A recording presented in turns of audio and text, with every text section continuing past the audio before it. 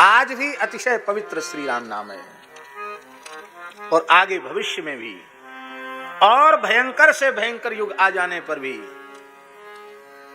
विकट से विकट, विपरीत से विपरीत परिस्थितियों के आ जाने पर भी शुद्धता, पवित्रता, दिव्यता यदि किसी में रह जाएगी तो वह केवल और केवल श्री राम नाम में, भगवान नाम में।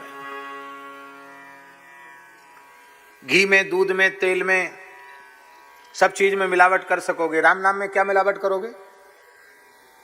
कलयुग नहीं, कलयुग का बाप आ जाए तो भी राम नाम में क्या मिलावट करोगे? बोलो।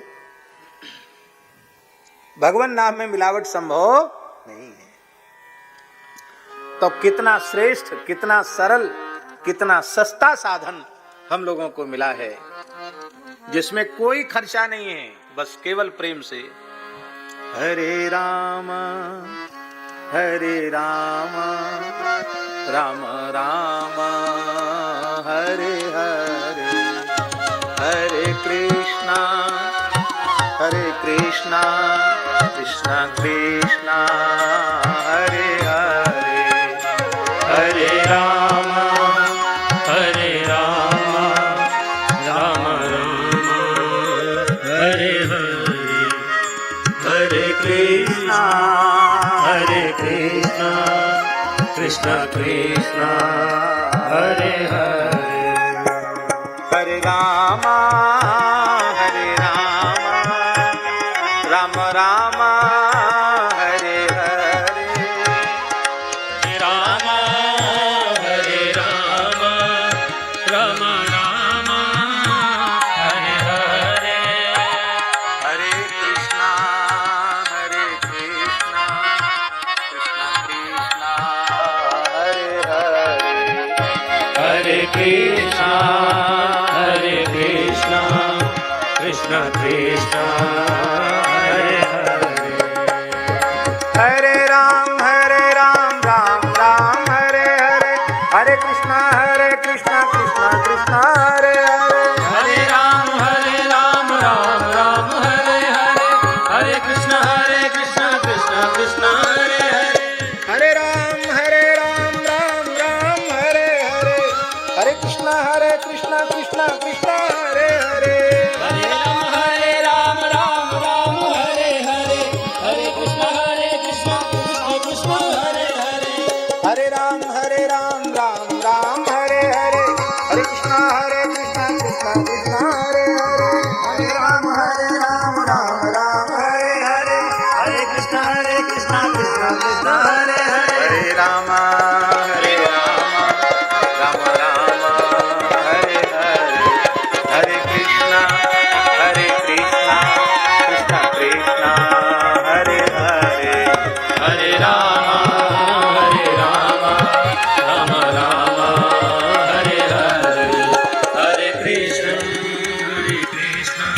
कृष्णा कृष्णा हरे हरे, हरे राम राम हरे हरे, हरे कृष्ण कृष्ण कृष्ण हरे हरे, हरे राम राम हरे हरे, हरे कृष्णा कृष्णा कृष्णा हरे हरे, हरे राम राम हरे हरे, हरे कृष्ण कृष्ण कृष्ण हरे हरे, हरे राम राम हरे हरे, हरे कृष्णा कृष्णा कृष्णा हरे हरे, हरे राम राम हरे हरे, हरे कृष्ण कृष्ण कृष्ण हरे हरे, निताई गौर हरि बोल। कितना सरल और कितना श्रेष्ठ साधन है श्री हरिनाम का आश्रय। और 1 वर्ष 2 वर्ष नहीं, लगातार 29 वर्षों से इस पवित्र स्थान में पूज्य स्वामी जी के अथक प्रयास से और पूर्वाचार्य चरणों की, गुरुजनों की अनंत कृपा से श्री ठाकुर जी की अहेतु की कृपा से इतने लंबे समय से यहाँ अखंड हरिनाम संकीर्तन चल रहा है। यहाँ का कण कण अत्यंत पवित्र है। दास केवल इसी आकर्षण से यहाँ आया है कि इस धरती पर यहाँ के पवित्र स्थान में 29 वर्ष से अखंड कीर्तन हो रहा है। जो भी संकीर्तन में तन से, मन से, धन से, वचन से सहयोग करते हैं, उन सबको हम बड़ी श्रद्धा पूर्वक प्रणाम करते हैं। इस कलिकाल में जीवों के कल्याण का सबसे श्रेष्ठ, सबसे तेज साधन यदि कोई है तो केवल भगवान नाम। गोस्वामी जी ने घोषणा की, एक ही साधन सब रिद्धि सिद्धि साध रे। एक ही साधन सब रिद्धि सिद्धि साध रे। भलो जो है कुछ जो है दाहिनो जो बाम रे। भलो जो है ऊंच जो है दाहिनो जो बाम रे। राम नाम ही सो अंत सब ही को काम रे। राम नाम ही सो अंत सब ही को काम रे। राम जप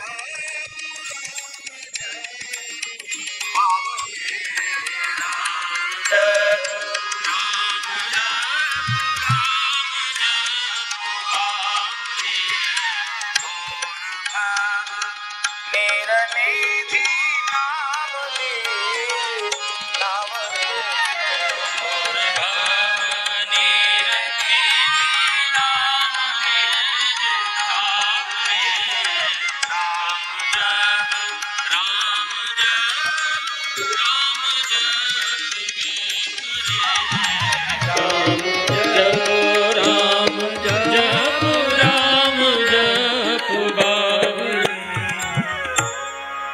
सभी मार्ग अच्छे हैं, पात्र के भेद से सब ठीक है,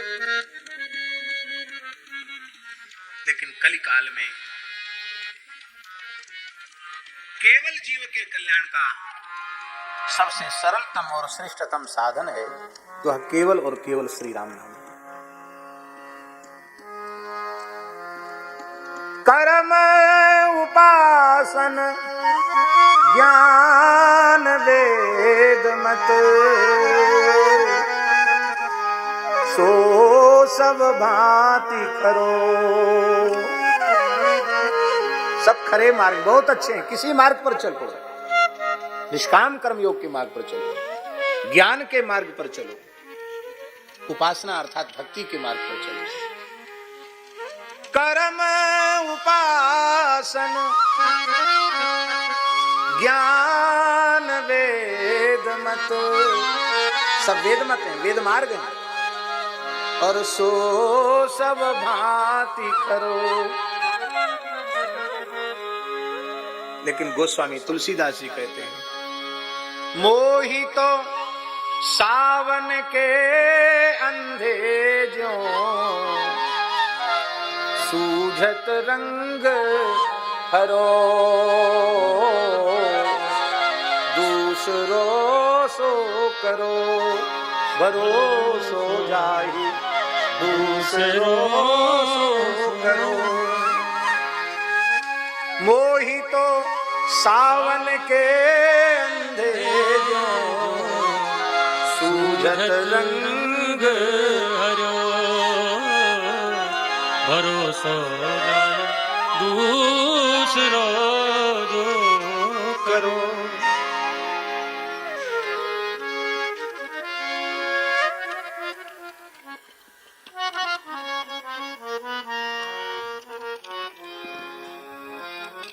कल श्री भक्तमाल जी का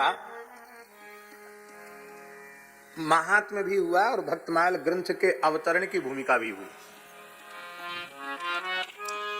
ग्रंथ के अवतरण का प्रयोजन ग्रंथ के अवतरण का काल, ग्रंथ लेखक श्री नाभा गोस्वामी जी का चरित्र, ग्रंथ से लाभ और ग्रंथ के श्रवण का महात्म्य, ये सब चर्चा भगवत कृपा से हमने कल की। अब उसको पुनः हमें दोहराना नहीं है। और हमने श्रोताओं से ही पूछा था, यद्यपि उपस्थिति कल बहुत अधिक कम थी, फिर भी जो लोग थे उनसे हमने पूछा था कि भक्तमाल के दो विभाग हैं, एक पूर्वार्ध और एक उत्तरार्ध। उत्तरार्ध में कलयुग के संतों के चरित्र हैं और पूर्वार्ध में पौराणिक काल के, वैदिक काल के ऋषि मुनियों के, भक्तों के चरित्र हैं। तो आप पूर्वार्ध में से किसका चरित्र सुनना चाहेंगे? तो इन श्रोताओं में से किसी एक ने कहा था विभीषण जी का चरित्र। क्या कहा था? विभीषण जी का चरित्र सुनना चाहिए। आज हम विभीषण जी की चर्चा करेंगे, पर विभीषण जी की चर्चा के आरंभ में ही हमने नाम महिमा क्यों आरंभ की? क्योंकि विभीषण जी के चरित्र में आदि से लेकर अंत तक जो कुछ भी है वह केवल और केवल श्री राम नाम का प्रताप है।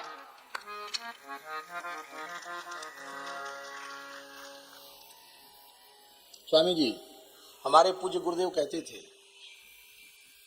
कि जिस जीव से साधन बने वो कहीं भी रहकर साधन करे, दुनिया के किसी कोने में। उसके लिए आग्रह नहीं कि अमुक जगह रहो, साधन बनता है जहां साधन बने वहां रहो।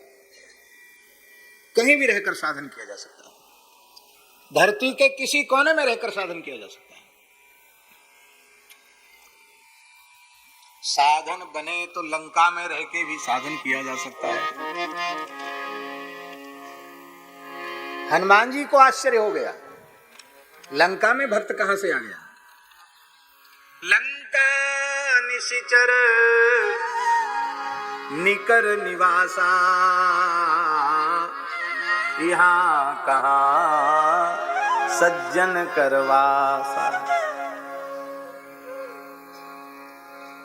ओ मन महु तर्क करे कपिलागा,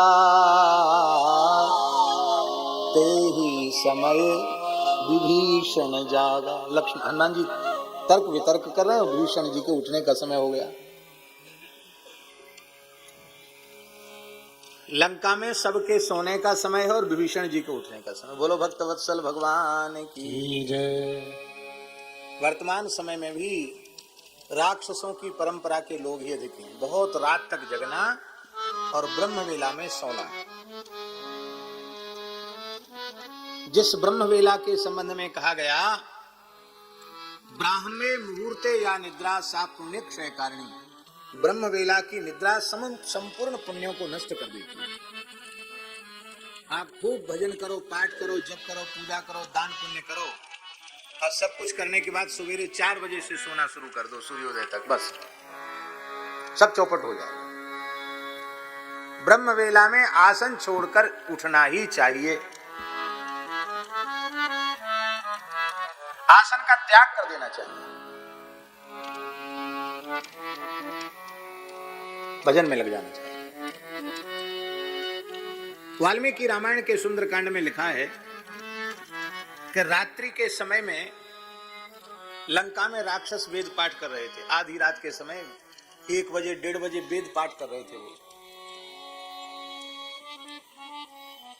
वाल्मीकि रामायण के सुंदरकांड में लिखा है ब्रह्म राक्षसों के वेद घोष को रात्रि को 1-1:30 बजे रात्रि को अर्धरात्रि की वेला में हनुमान जी ने वेद पाठ सुना।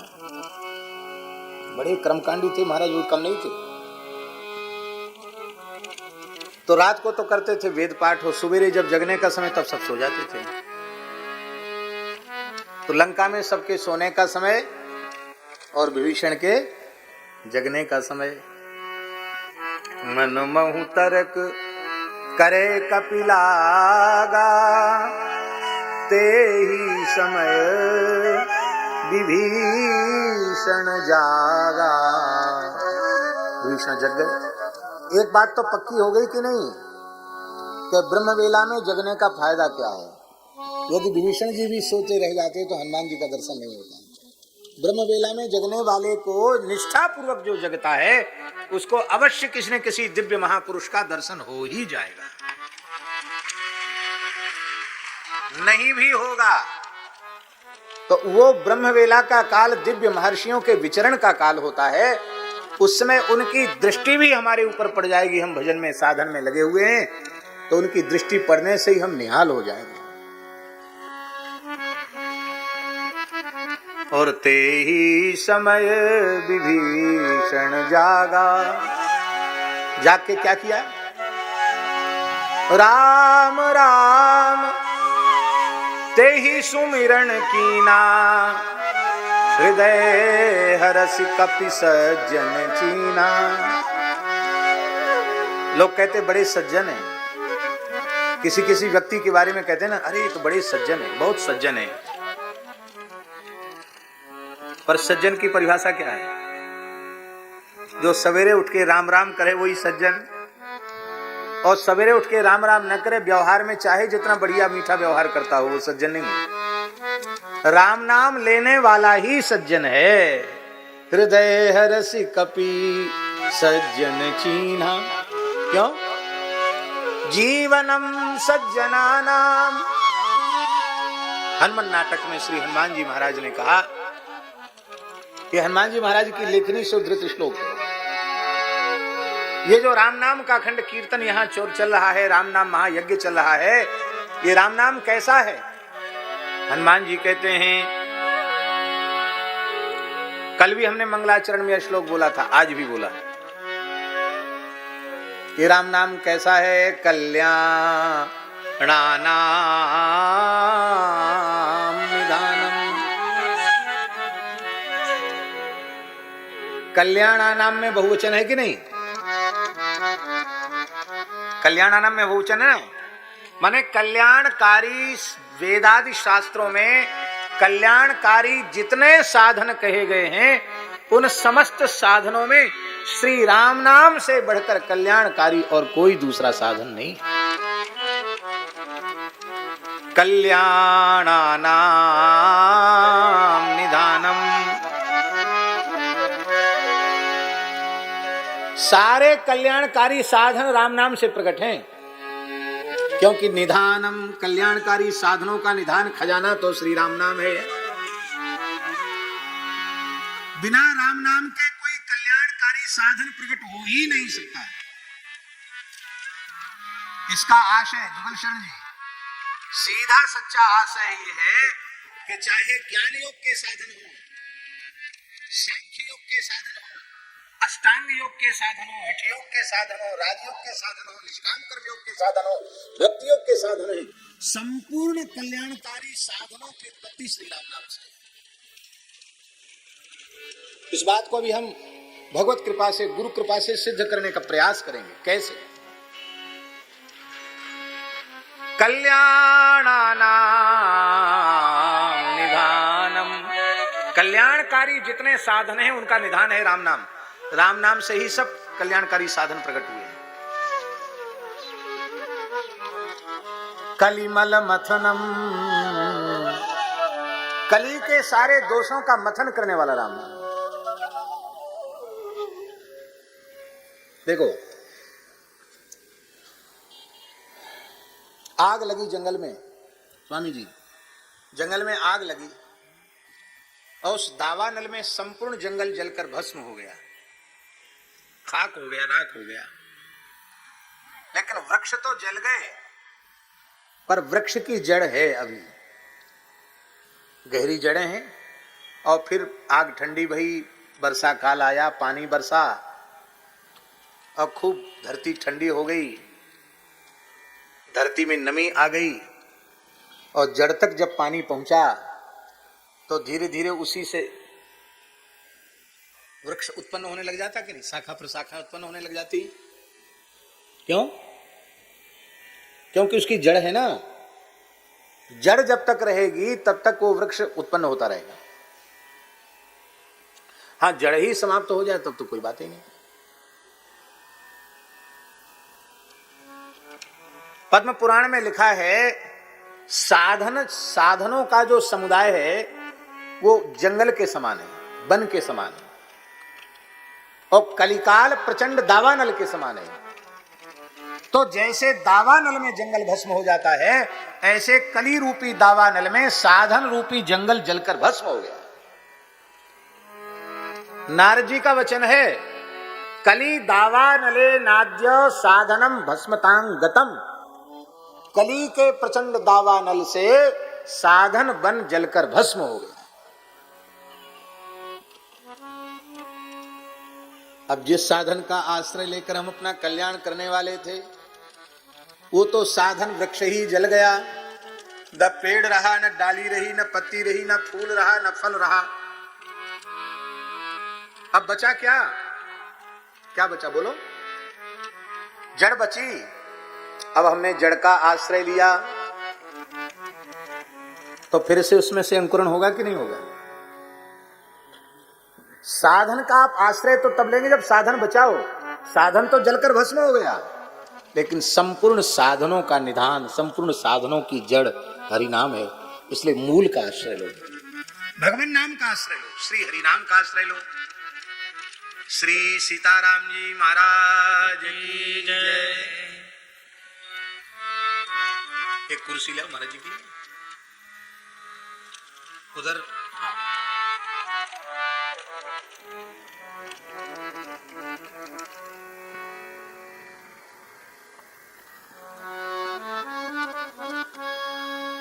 विराज।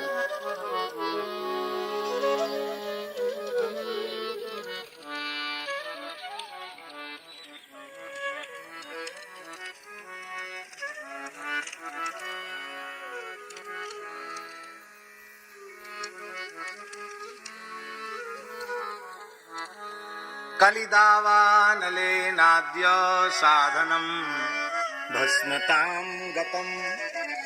कलयुग के प्रचंड दावानल में साधन जलकर खाक हो गया, लेकिन उसकी जड़ है। जड़ क्या है? संपूर्ण साधन बन, साधन समुदाय वो बन के समान है, और कलयुग की प्रचंड आग दावानल के समान है। इस दावानल में साधन बन जलकर भस्म हो गया, किंतु अभी भी उस साधन बन के पुनः अंकुरित होने की, वृक्ष होने की, पुष्पित होने की, पल्लवित होने की, फलित होने की संभावना है। कैसे संभावना है? क्योंकि उसकी जड़ अभी है। उस जड़ का सिंचन किया जाए तो वो वृक्ष पुनः हरा भरा हो जाएगा। और वह जड़ क्या है? श्री हनुमान जी कह रहे हैं, जड़ है श्री राम नाम। कल्याणानाम निधानम। कल्याणकारी जितने साधन हैं, उन साधनों का मूल श्री राम नाम, सब वहीं से उत्पन्न होते हैं।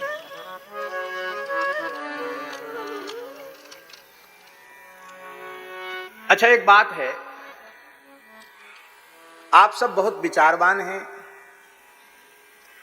और बड़ी श्रद्धा से श्रवण कर रहे हैं, विवेकी हैं। हमें आपको बार बार यह कहने की आवश्यकता नहीं कि आप सावधान होकर सुनिए, लेकिन फिर भी जो बात हम कहने जा रहे हैं उसके श्रवण में थोड़ा भी प्रमाद हुआ तो बात समझ में नहीं आएगी। इसलिए हम बड़ी विनम्रता से निवेदन कर रहे हैं कि आप सावधान होकर ध्यान देकर उसको सुने, जो हम कहना चाहते हैं।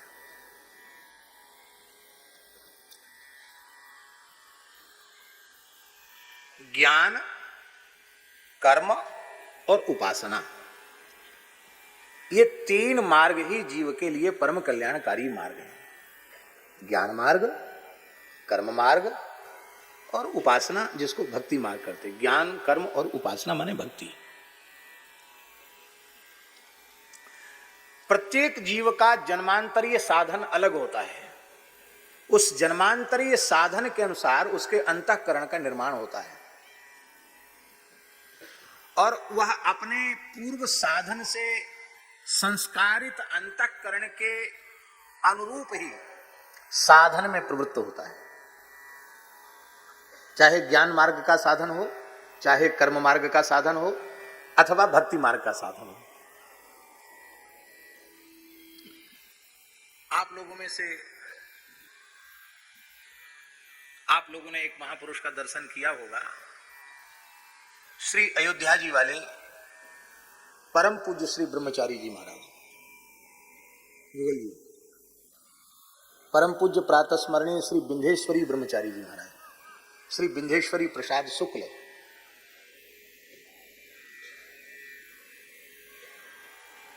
इस युग के वे ऋषि थे।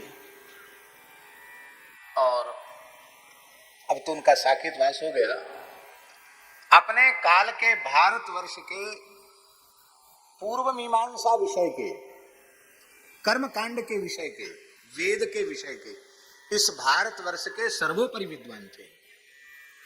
दाक्षिणात्य ब्राह्मण जो आहिताग्नि ब्राह्मण है, अग्निहोत्री ब्राह्मण है, वे भी अपनी इष्टियों का संपादन अग्निहोत्र के जो श्रौत याग हैं उनका संपादन पूज्य ब्रह्मचारी जी की उपस्थिति में ही करना चाहते थे। और ब्रह्मचारी जी उनकी इष्टियों के लिए दक्षिण जाते थे। उनकी कर्मकांड में ऐसी निष्ठा क्यों थी? आप पूछ सकते हैं कि नहीं? बचपन से ही अयोध्या जी में रहे, वो आखिरी क्षण तक अयोध्या जी में रहे, एक से एक दिव्य भगवत प्राप्त संतों का संग किया उन्होंने, और वे स्वयं भी भगवत प्राप्त ही थे हमारी अपनी श्रद्धा के अनुसार।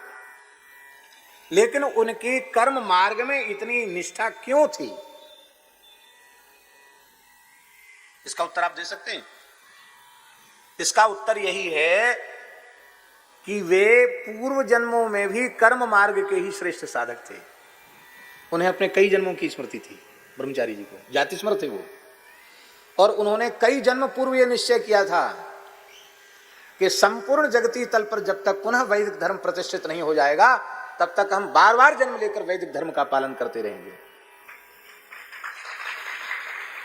उनको अपने कई जन्मों की स्मृति थी।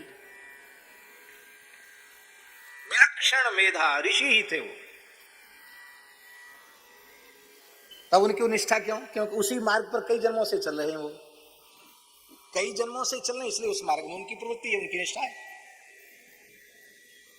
कुछ साधक ऐसे होते हैं जो आरंभ से ही ज्ञान मार्ग के साधक होते हैं।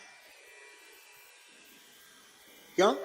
क्योंकि उनका जन्मांतरीय संस्कार ऐसा है, कई जन्मों से उस मार्ग की साधना कर रहे हैं, उसके अनुरूप उनके अंतःकरण का निर्माण हुआ है और उनको अपने अनुरूप महापुरुष भी मिल जाते हैं, फिर उनका साधन शुरू हो जाता है।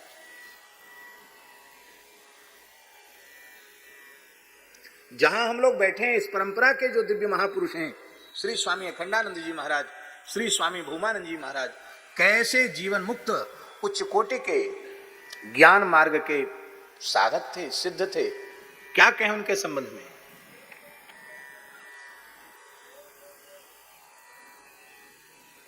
अनेकों संतों से जो उनके संबंध में कुछ बातें सुनने को मिलती हैं, उनसे लगता है कि वे सर्वथा असामान्य कोटि के महापुरुष थे।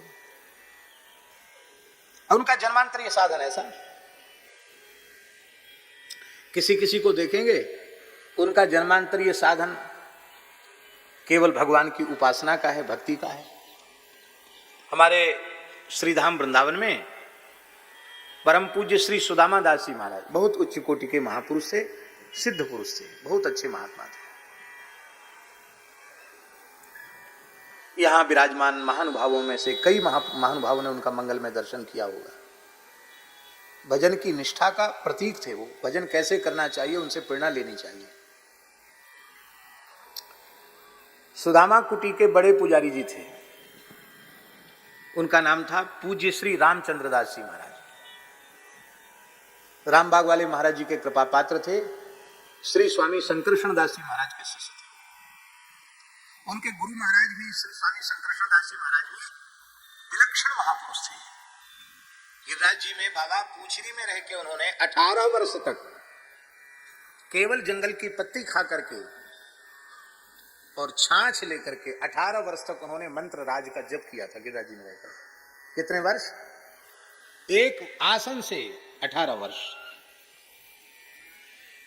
एक आसन से का मतलब उतने समय आसन नहीं हटाया, गिरिराज जी छोड़ के कहीं गए नहीं, स्थान छोड़ के कहीं नहीं गए। और हमने जैसा संतों से सुना है कि वे नित्य 20 घंटे बैठते थे एक आसन से। कितने बैठते थे? 4 घंटे में खाना पीना सोना सब शरीर की क्रिया 4 घंटे में, 20 घंटे बैठते थे। उनके शरीर में मंत्राज के जब से ऐसी दिव्यता आ गई थी शंकरशरण जी महाराज के शरीर में कि उनको गुदड़ी कंबल ओढ़ के रखना पड़ता था। कपड़ा उघाड़ते ही शरीर से प्रकाश निकलता था उनके। वृंदावन में रामबाग की स्थापना उन्होंने की। रामबाग और जानकी बाग 2 स्थान उनके द्वारा स्थापित वृंदावन में। उनके शिष्य थे श्री पुजारी रामचंद्र दास जी महाराज। गुरु जी भी बड़े भजनानंदी सिद्ध पुरुष थे, पुजारी जी भी बचपन के साधु थे। बिहार का शरीर था उनका, पुजारी जी का। और बिहार में चंद्रगढ़ एक स्टेट है, अब तो स्टेटें खत्म भई, लेकिन ये गया के अंतर्गत आता है स्टेट चंद्रगढ़। वहाँ के राज परिवार के गुरु थे, जिस परिवार में, राजगुरु परिवार में ये पैदा हुए थे पुजारी जी। तो हमसे बड़ा स्नेह रखते थे, कहते थे बच्चा क्या बता मैं, हमारे घर में हमारा जैसे जनेऊ हुआ, संध्योपासन करना शुरू किया, तो हमारे घर में भी हमको ठाकुर जी की सेवा मिली, पूजा मिली। फिर बोले भाई यहाँ थोड़ा बहुत पढ़ाई हो गई, संस्कृत विद्यालय में भर्ती करो। तो डाल्टनगंज में संस्कृत विद्यालय था, वहाँ पढ़ने गए। गुरुजी निम्बार्क संप्रदाय के थे, उनके सेव्य राधा कृष्ण भगवान थे, और महाराज 12 स्वरूप शालिग्राम जी के रखते थे वो। और बड़ी भारी आचार विचार की, बड़ी कर्मकांड की बड़ी सेवा थी। वहाँ जाने के बाद गुरुजी ने, सब विद्यार्थियों को कोई न कोई सेवा करनी पड़ती थी, हमको गुरुजी ने ठाकुर जी की सेवा ही सौंपी। बोले भाई हम वृद्ध हो गए हैं, अब सारी सेवा तुमको करनी, हम तो केवल तुलसी से अर्चन करेंगे। तो बोले वहाँ गए तो वहाँ हमको पूजा मिली। और बोले जब बाबा जी बन गए, पढ़ते पढ़ते वहाँ से भाग आए, भाग के वृंदावन चले आए और रामबाग में आए। तो गुरु महाराज ने शरण में लिया और कुछ दिन रख करके बस भेज दिया। और भेज देने के बाद बोले भाई देखो ऐसा है, तुम ब्राह्मण बालक हो और हमको ऐसा अनुभव में आ रहा है कि तुम कई जन्मों से भगवान की पूजा ही कर रहे हो। गुरु जी ने कहा कि हम देख रहे हैं कि तुम कई जन्म से साधु हो और हर जन्म में ठाकुर जी की पूजा कर रहे हो, तो देखो हमारे स्थान में भी रघुनाथ जी के प्रधान पुजारी बन के रहो। बोले वहाँ गुरु जी ने महीना भर भी नहीं हुआ था, भेज लिए गुरु जी ने धनुर्वाण दे करके और पंचगव्य दे करके, और गुरु जी ने हमको मंदिर में घुसा दिया। और बोले उसके बाद जब श्री सुदामा दास जी महाराज के आग्रह से यहाँ सुदामा कुटी में आए, तो बोले बड़े ठाकुर जी तो थे नहीं, लाल जी थे। तो श्री सुदामा दास जी बोले कि हम तो साधुओं को रोटी बना के जिमाने में हमारा समय चला जाता, ठीक से सेवा हो नहीं पाती है। पुजारी जी आपने बड़ी कृपा की, आप यहाँ गरीब की झोपड़ी पे रहो, आप ठाकुर जी की पूजा कर लिया करो।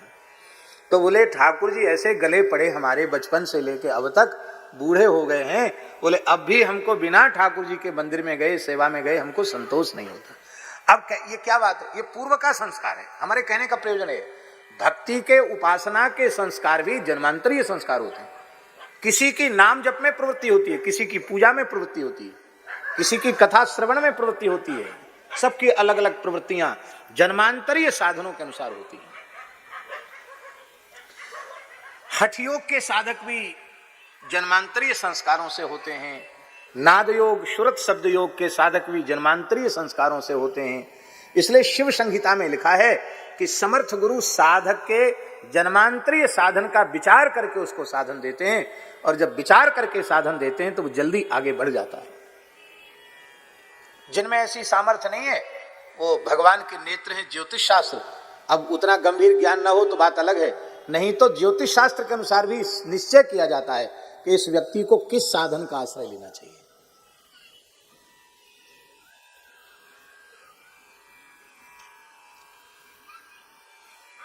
तो साधन में प्रवृत्ति भी जन्मांतरीय संस्कार के अनुसार होती है।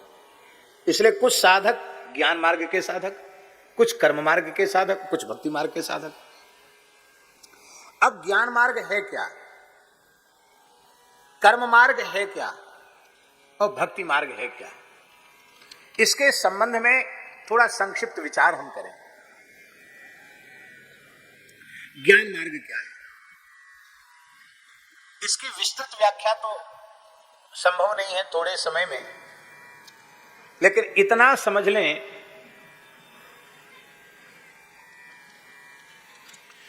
देहाध्यास की सर्वथा निवृत्ति और साधक का अपने स्वरूप में पूरी तरह प्रतिष्ठित होना, यह ज्ञान मार्ग है। मैं शरीर नहीं हूं, मैं देह नहीं हूं, मैं इंद्रिय नहीं हूं, ज्ञानेन्द्रिय कर्मेंद्रिय भी मैं नहीं हूं, अंतर इंद्रिय जो मन बुद्धि चित्त अहंकार है वह भी मैं नहीं हूं। क्योंकि यह अंतर इंद्रिय जो अंतःकरण चतुष्टय है, यह भी प्रकृति है और मेरा प्रकृति से कोई लेना देना नहीं है, मैं प्रकृति से सर्वथा विलक्षण हूं।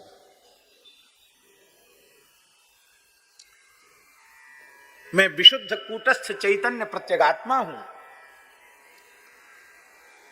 और वह जो मेरा स्वरूप है वह स्वरूप केवल इस आकृति विशेष में स्थित नहीं है। और ध्यान में आई बात, आकृति विशेष में स्थित नहीं है। वो आत्मा जो है वह अलग नहीं है। अयम आत्मा ब्रह्म, वह आत्मा ही ब्रह्म है। और वह जो ब्रह्म स्वरूप आत्मा है वह आत्मा ही सर्वत्र है। आत्मा ही वेदम सर्वम, ये जो कुछ है सब आत्मा ही है।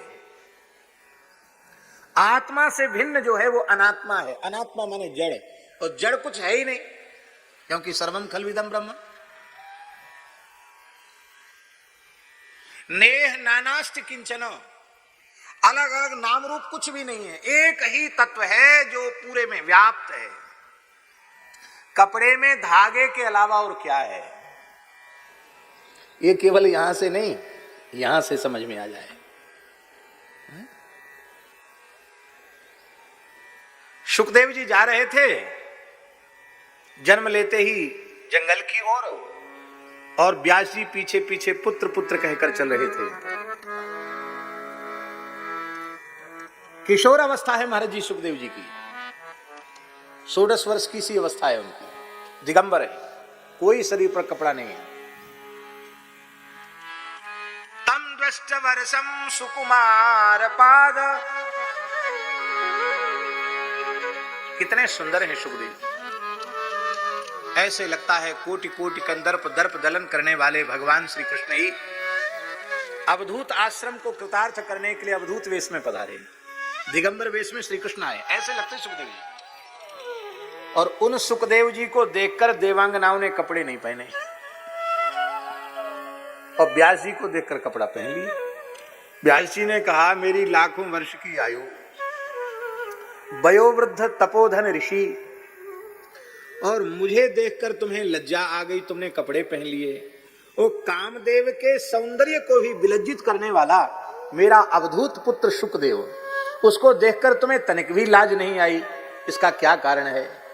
उन देवियों ने कहा, महाराज बुरा मत मानना, आप विशुद्धांतःकरण के हैं, आपके चित्त में विकार नहीं है, ये हमें अच्छी प्रकार से मालूम, आप सर्वथा निर्विकार महापुरुष हैं। लेकिन आपके पुत्र में जैसा तत्व ज्ञान प्रतिष्ठित है वैसा ज्ञान आपके भीतर भी प्रतिष्ठित नहीं है, क्योंकि आपकी दृष्टि में ये स्त्री का शरीर है और ये पुरुष का शरीर है। ये भेदक ज्ञान आपकी दृष्टि में है, पर आपके पुत्र की दृष्टि में ये भेदक ज्ञान नहीं है। जिसका भेदक ज्ञान सर्वथा विनष्ट हो गया हो वो ज्ञान मार्ग का साधक है, भेद रहित हो चुका हो वो ज्ञान मार्ग का साधक है। भेद समाप्त।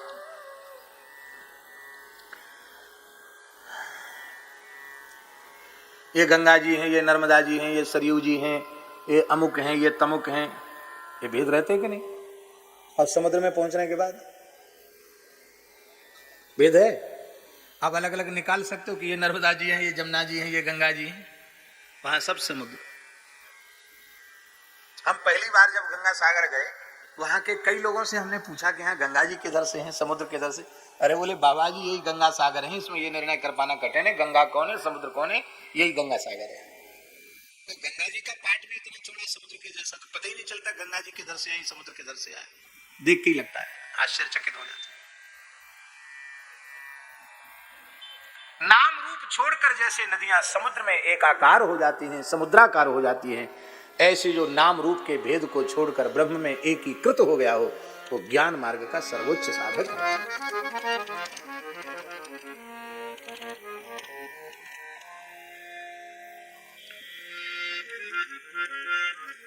परम श्रद्धेय स्वामी श्री राम सुखदास जी महाराज के सामने एक राजस्थान के वयोवृद्ध व्यक्ति आए, गांव के व्यक्ति थे, बोले वाले।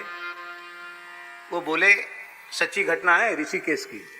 बोले स्वामी जी, राजस्थानी में बोला, वो हम उसका अनुवाद सुना रहे हैं कि थारी कृपा से, आपकी कृपा से हमको ब्रह्म ज्ञान हो गया।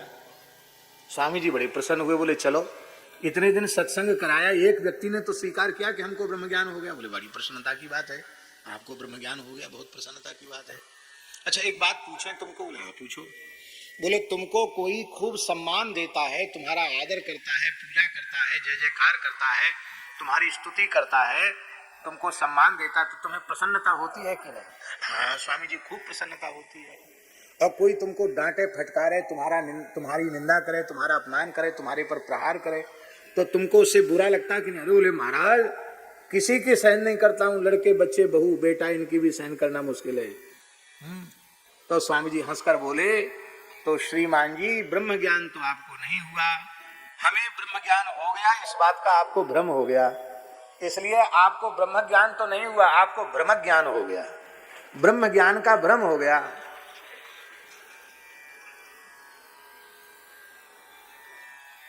ये ज्ञान मार्ग क्या है? महाभारत में महाराज जी एक प्रसंग है, उसमें युधिष्ठिर कहते हैं अपने भाइयों से मैं संन्यास ग्रहण करूंगा, ज्ञान मार्ग का आश्रय लूंगा। और वो ज्ञान मार्ग है क्या? तो युधिष्ठिर कहते हैं कि सुनो भीमसेन, एक व्यक्ति मेरी भुजा को अगरू चंदन और मलयागिरी केसर कस्तूरी का लेप करके मेरी भुजा की पूजा करेगा, एक व्यक्ति, और दूसरा व्यक्ति बसूला लेकर मेरी दूसरी भुजा को छेदेगा, काटेगा, तो जो मेरी भुजा का पूजन कर रहा है उसके प्रति मुझे राग बुद्धि नहीं होगी, और जो मेरी भुजा को बसूले से छील रहा है उसके प्रति मेरे चित्त में द्वेष बुद्धि नहीं होगी। इसका नाम है ज्ञान मार्ग पर चलना।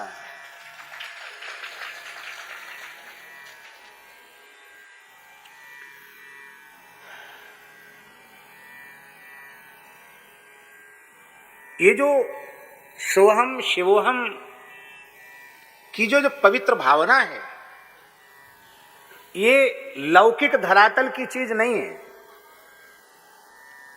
जब तक हमें बाह्य जगत की प्रतीति हो रही है, उस काल का, उस अवस्था की ये चीज नहीं है। महाराज जी ज्ञान गुदरी जो हमारे संप्रदाय की एक परंपरा में है, श्री जगतगुरु श्री मदाध्य रामानंदाचार्य भगवान ने अपने शिष्य कबीरदास जी को जो उपदेश दिया उसको हम लोग ज्ञान गुदरी कहते हैं। और अब तो धीरे धीरे लोगों ने पाठ करना बंद कर दिया, पुराने साधु सब ज्ञान गुदरी का पाठ करते थे, बड़ी महिमा है उसके पाठ। ज्ञान गुदरी जो पढ़े प्रभाता, ज्ञान गुदरी जो पढ़े प्रभाता, जन्म जन्म के पातक जाता, जो मध्याह्न पढ़े चितलाई, अनुभव हो ये वरण नहीं जाई, संध्या सुमिरन जे नर करें, जरा मरण भव सागर तरें। हमारे यहाँ साधु त्रिकाल पाठ करते थे ज्ञान गुदरी का, हमारे यहाँ परमहंसी अभी भी त्रिकाल पाठ करते हैं, प्रातः मध्याह्न और सायं।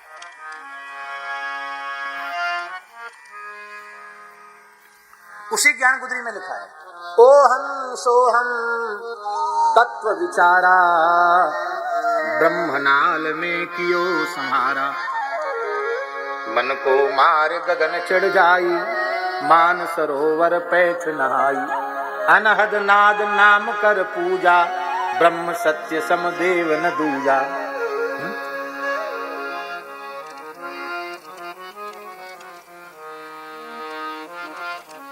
छूटा कलमस, जब ओम हम, ओम माने ओंकार रूपो हम, प्रणव स्वरूपो हम, शिवो हम, शोहम, ये समाधि में जब अनुभूति हो गई तो छूटा कलमस, सारे कलमस छूट गए, मिला अलेखा, जो अब तक कहीं लिखा नहीं था वो मिल गया, छूटा कलमस मिला अलेखा, यही नैनन ते राम को देखा।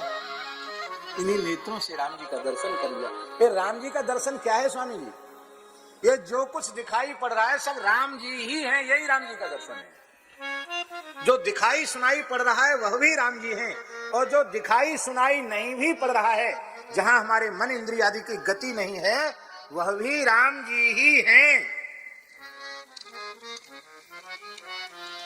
छूटा कलमस मिला अलेखा, यही नैनन ते राम को देखा। और इस मार्ग में चलकर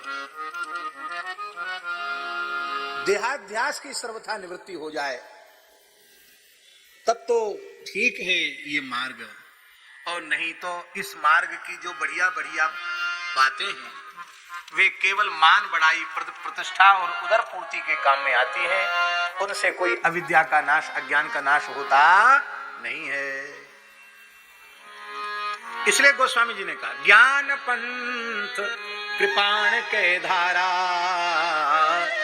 करत खगेश न लागे वारा। जिनकी पात्रता हो ज्ञान मार्ग में वे जाते हैं और जन्मांतरीय संस्कारों के अनुरूप ज्ञान मार्ग के साधक भी होते हैं। हम ऐसा नहीं कहते कि नहीं होते हैं, होते हैं। लेकिन हम अपने संबंध में जब विचार करते हैं तो हमको लगता है कि हमारी तो ज्ञान मार्ग पर चलने की पात्रता भी नहीं है, क्योंकि अभी हम ना तो अपने वर्ण का अभिमान भूले हैं, ना अपना पद का अभिमान भूले हैं, ना अपनी प्रतिष्ठा का अभिमान भूले, कुछ भी नहीं भूले हैं। तो हम झूठ मूठ कैसे आपके सामने बनावटीपन से कह दें कि हम ज्ञान मार्ग के साधक हैं। हम अपनी पात्रता ज्ञान मार्ग के साधन में नहीं अनुभव कर पा रहे हैं, हम इस लायक नहीं हैं।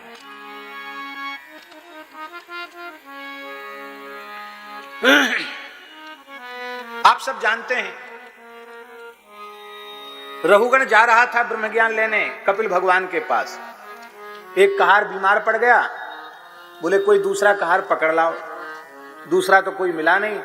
अवधूत परमहंस ज्ञान मार्ग के सिद्ध कोटि के साधक श्री जड़भरत जी महाराज मिल गए। ओ मोटे तगड़े मस्त परमहंस महात्मा, उनको पकड़े, वो मोटा ताजा इसी को पकड़ो, पकड़ लिया, जोत दिया, पालकी में लग गए। वो तो अपनी मस्ती में चलते थे जड़भरत जी। उनको कोई कीड़े मकोड़े चैंटी दिखाई पड़ जाए तो कहीं पैर के नीचे चैंटी ना जाए तो थोड़ा छलांग लगा देते हो। परमहंस महात्मा ठहरे, छलांग लगाते तो राजा का सिर टकराया पालकी के डंडा से। उसने बहुत जोर से फटकार लगाई, अरे मूर्खो, मुझ जीवित सिंधु सौवीर देश के राजा को मुर्दे के समान ढोकर ले जा रहे, तुमको पता नहीं है? इसमें एक प्रचंड प्रतापी राजा रघुगण बैठा हुआ, ठीक से ले चलो। कहार बेचारे थर थर कांपने लगे, बोले महाराज आप तो यमराज से भी कठोर दंड देने वाले हैं, पर हमारी गलती नहीं है।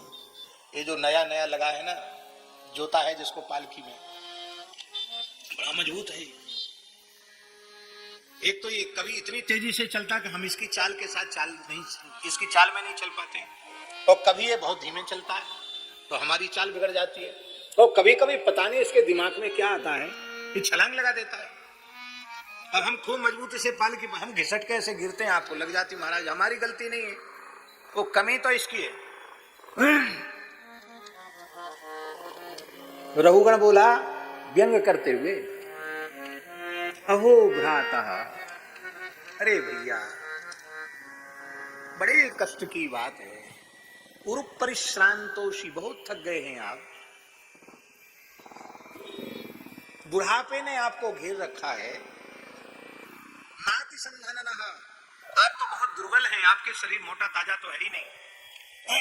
नाति पीना, मोटे तो बिल्कुल नहीं है, जवान भी नहीं, बुढ़ापे ने आपको घेर रखा है।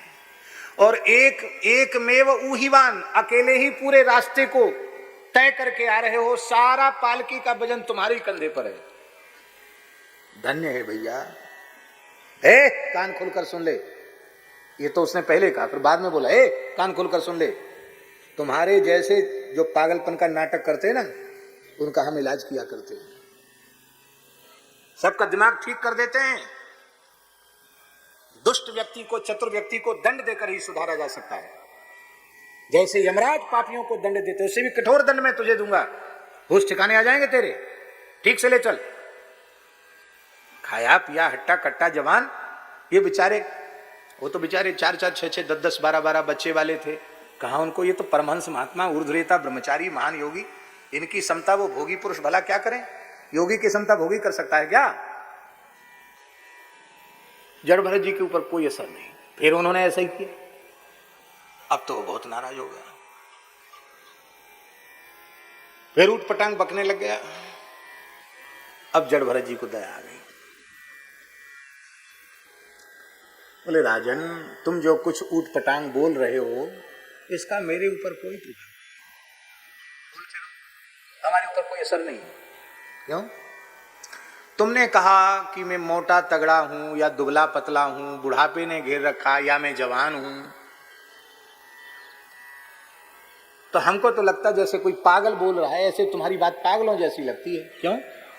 क्योंकि स्थूलता, कृशता, मोटा होना, पतला होना, बालक होना, जवान होना, बूढ़ा होना, ग्लानि होना, श्रम होना, क्लेद होना, शोक होना, बुढ़ापे का आना, भय का होना, चिंता का होना, उद्वेग का होना, शोक का होना और सुख का अनुभव होना, ये सब के सब देह का धर्म है।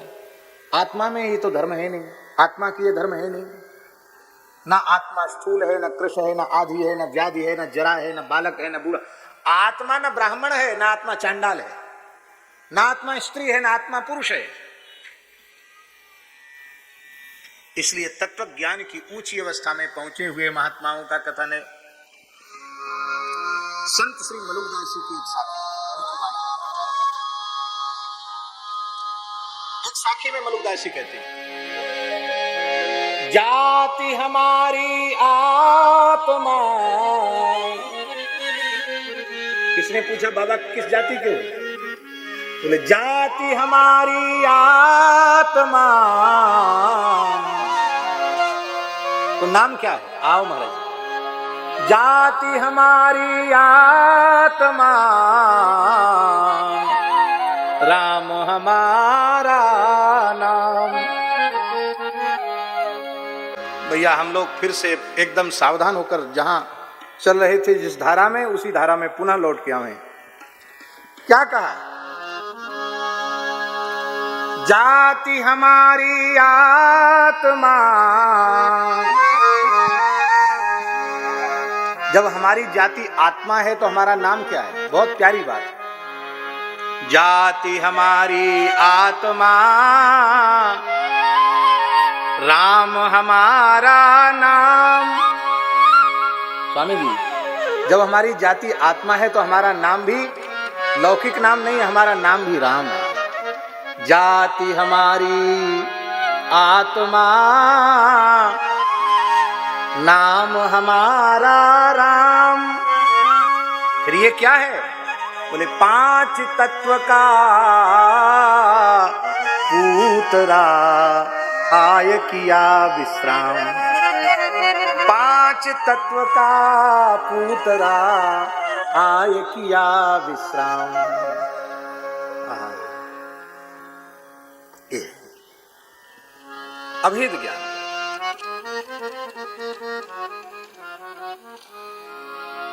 तो जड़भरत जी ने कहा स्थूलता, कृशता, आदि, व्याधि, श्रम, जरा, ग्लानि, भय, उद्वेग, भूख, प्यास, निद्रा, ये सबके सब देह के धर्म हैं, ये आत्मा के धर्म नहीं है। देहेन जातस्य हीमेन संति। ये देह के धर्म हो सकते हैं, मेरे धर्म नहीं है। तो देह के धर्म का देही आत्मा पर आरोप तुम क्यों कर रहे? तुम मूर्ख हो। अकोविदः कोविद वाद वादान बदस्यथो नाति विदाम वरिष्ठ। तुम हो तो महामूर्ख और बातें पंडितों जैसी कर रहे हो।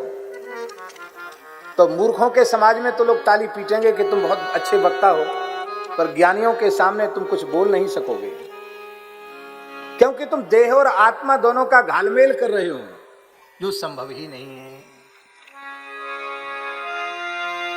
और ये बोले तो कोई ब्रह्म ज्ञानी है, कूद पड़ा पालकी से और बोला महाराज मैं इंद्र के वज्र से नहीं डरता, विष्णु के चक्र से नहीं डरता, शिव जी के त्रिशूल से नहीं डरता, पर संतों के, ब्राह्मणों के अपमान से बहुत डरता हूं। आपके शरीर पर मैला पुराना सा यज्ञोपवीत दिखाई पड़ा, कहीं आप ब्राह्मण तो नहीं है?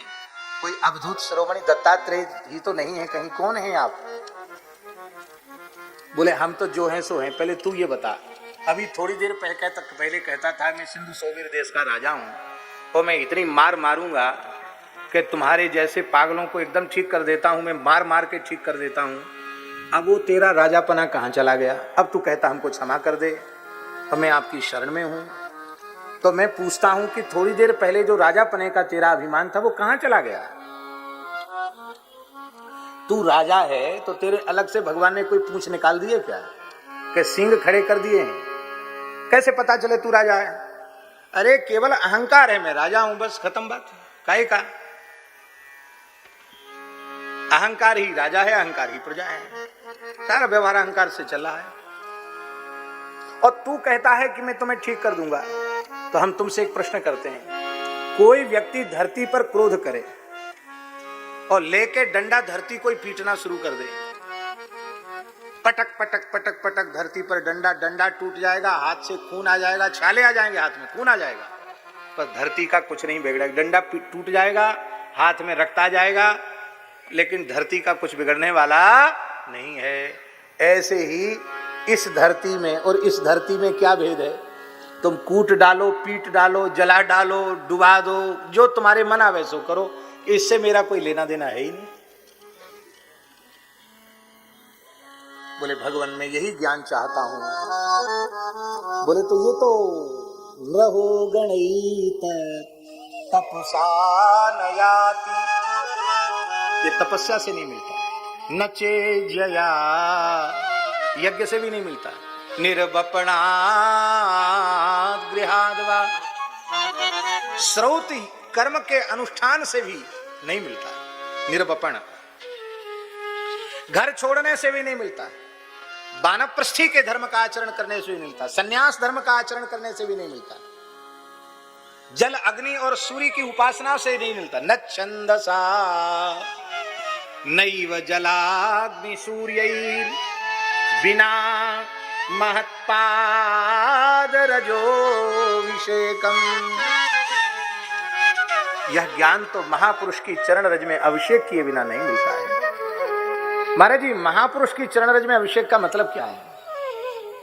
किसी भी महापुरुष साधु के चरण की धूल को छुड़ा के सिर पे लगा लेना नहीं, जैसे उसके चरण में स्थित रज का एक सूक्ष्म कण धूल, ऐसे ही अपने अहंकार को बिल्कुल कण से भी, अणु से भी नीचे करके पूरी तरह सर्वतोभावेन उनके चरणों में अपना समर्पण कर देना, यह है चरण रज में अभिषेक। केवल धूल लगा लेने से कुछ नहीं होगा।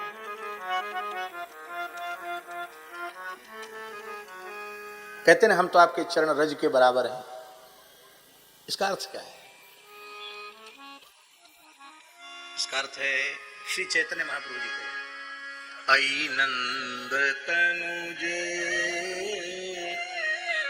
किंकरम,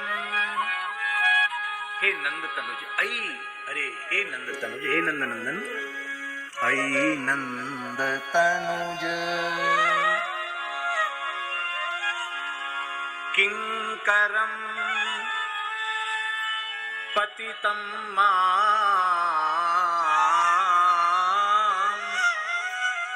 विषमे भवाम्बुधौ। मुझ अपने किंकर को जो अपने ही कर्मों से विषम विषय के समुद्र में, भव समुद्र में डूब रहा है, आप क्या करें? बोले कृपया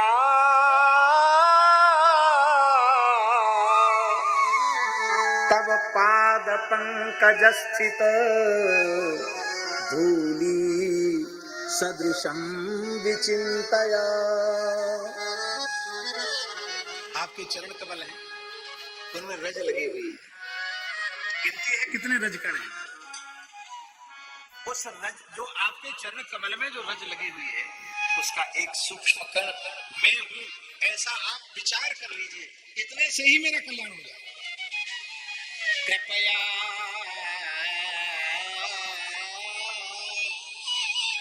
तब पाद पंकज स्थित धूली सदृशम विचिंतया, धूली सदृशम विचिंतया।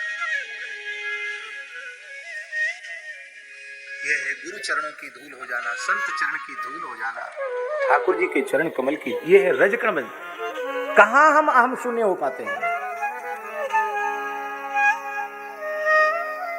जुगल जी, ठाकुर जी हरि गुरु संतों की तरफ से कमी नहीं है। बार बार गोस्वामी जी की पंक्ति याद है, प्रभु मेरो ही सब दोष, सारी कमी कसर हमारी अपनी ओर से। खूब विचार करके देख लो, हरि गुरु संतों की ओर से कोई कमी है? कोई कसर है उनकी कृपा करना में? जो भी कसर है हमारी अपनी तरफ से कसर है।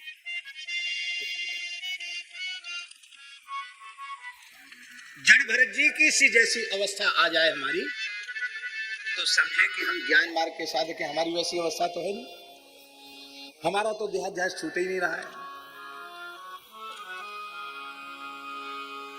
कोई अहंकार नहीं छूट रहा है हमारा।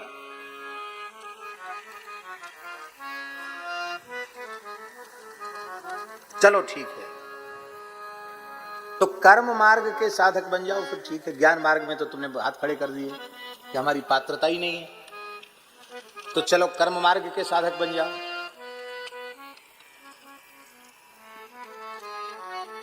कर्म मार्ग की साधना को क्या आपने गाजर मूली समझ रखा है?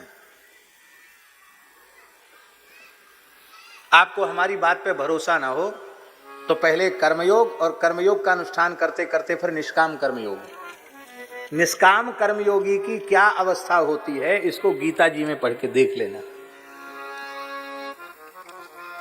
हम निष्काम कर्मयोग की बड़ी बड़ी बातें तो करते हैं, पर महाराज बड़े दुख से ये बात हमें कहनी पड़ रही है कि भारतवर्ष की बड़ी बड़ी भयंकर ज्वलंत समस्याएं, उनका समाधान अब तक नहीं हो पाया। कारण क्या था? कारण यही था कि हम निष्काम भाव से कर्म मार्ग के साधक नहीं बन सके। निष्काम भाव से कर्म मार्ग का जो आश्रय लेगा, देखो उसकी पहली शर्त है कर्तापने का अहंकार छोड़ दो। ईमानदारी से बताओ, कर्तापने का अहंकार छोड़ के कौन कर्म कर रहा है? अहंकार विमूढ़ात्मा कर्ता हमिति मन्यते। सबसे पहले कर्तापने का अहंकार छोड़ो, ठीक है? कर्तापने का अहंकार छोड़ते ही खुद श्रेय लेने की भावना रहेगी नहीं। हम कर्ता होंगे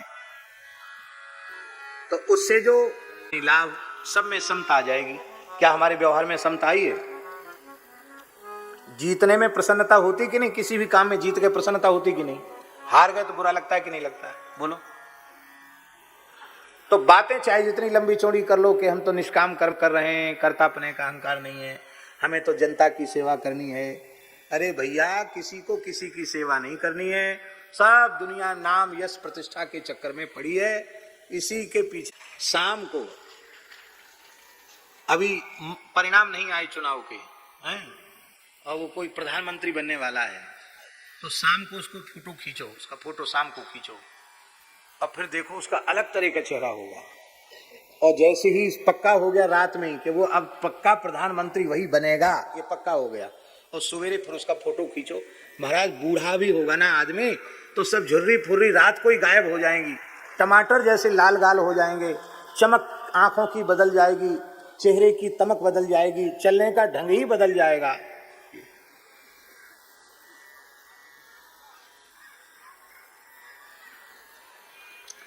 महाराज जी, हम अपने जड़ शरीर के प्रति इतना अधिक आसक्त हो गए हैं कि मंच पे जाने के लिए भी हमको हम अपनी नहीं करें, हम लोग तो बाबा जी हैं। जैसे घर में है, जैसे स्थान में है, जैसे मंच पे है, कैसी ठाकुर जी की सेवा करते समय, तैसी माला फेरते समय अपने को कोई पाउडर पाउडर थोड़ी लगाना है।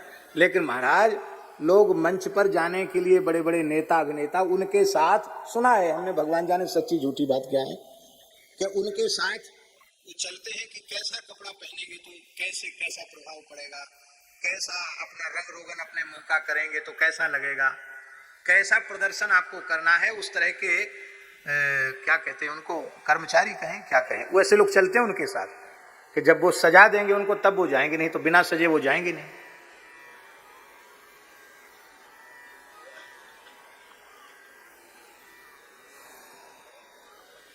आपको बढ़िया पोशाक देखना हो तो हमारे वृंदावन के वक्ताओं की पोशाक देखो। क्या कहना, शायद बालों की विशेष शोभा के कारण ही उनको लोग बाल व्यास कहते हैं। तरह तरह के कटिंग के बाल, तरह तरह की शोभा, और 7 दिन के 7 रंग के कुर्ता, 7 रंग की धोती, 7 रंग के पटका। हम महात्मा लोग कहां से अलग अलग रंग का कपड़ा लाए? बोलो। सब नाम रूप के चक्कर में, मान बढ़ाई। कोई निष्काम कर्मयोग का साधक नहीं है। कर्तापने का अहंकार छोड़कर काम करो, पहली शर्त। निष्काम कर्मयोग पर चलने की स्वामी जी। दूसरी शर्त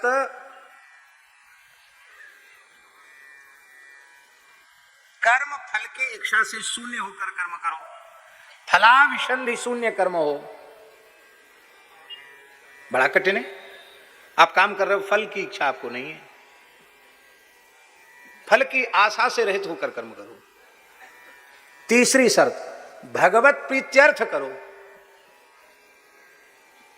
ईश्वर की प्रसन्नता के लिए करो।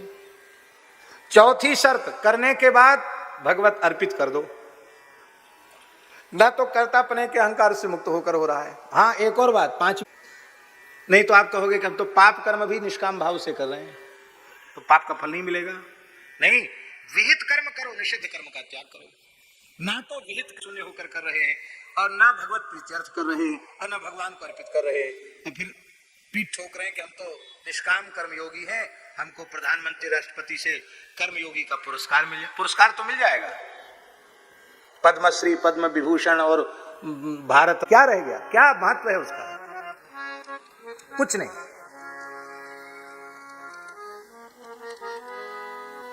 बोले तब ठीक है, आपने तो ऐसा व्याख्यान कर दिया कि हम निष्काम कर्मयोगी भी तो सिद्ध हो नहीं पा रहे हैं, उस पर चलना कठिन हो रहा है हमारे लिए। चलो तो अच्छा, अब हम एक बात करते हैं। कहा? बोलो। अब हम भक्ति योगी बनेंगे। उपासनात्मिका भक्ति है श्रवणम कीर्तनम विष्णु स्मरणम पाद सेवनम अर्चनम वंदनम दास्यम सख्यमात्म निवेदनम इति पुंसार्पिता विष्णु भक्तिश्चिन्ह विलक्षणा क्रीते भगवत यद्धा तन्मन्येधीतमुत्तमम। ये नवधा भक्ति साधन भक्ति है। इस साधन भक्ति का आश्रय लेने से जो भक्ति प्राप्त होती है उसका नाम है साध्या रस रूपा प्रेम लक्षणा भक्ति। अब देखिए, बहुत ध्यान से सुने, बहुत बारीक बात कहने जा रहे हैं। रस रूपा प्रेम लक्षणा जो भक्ति है, उसकी प्राप्ति के बाद भी एक बात है। क्या बात?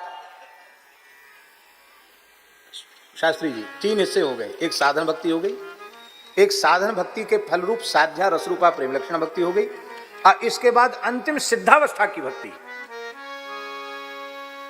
वो सिद्धावस्था की भक्ति क्या है उसको हम बता दें पहले। तैल धारावत अविच्छिन्न भाव से भगवान नाम रूप गुण लीला की अखंड अक्षुण्ण स्मृति, इसको भक्ति कहते हैं। अब परिभाषा के शब्द तो ऐसे ही होंगे, और कितना सरल करें हम बताओ। अच्छा चलो और समझ लो, और सरल करके समझ लो।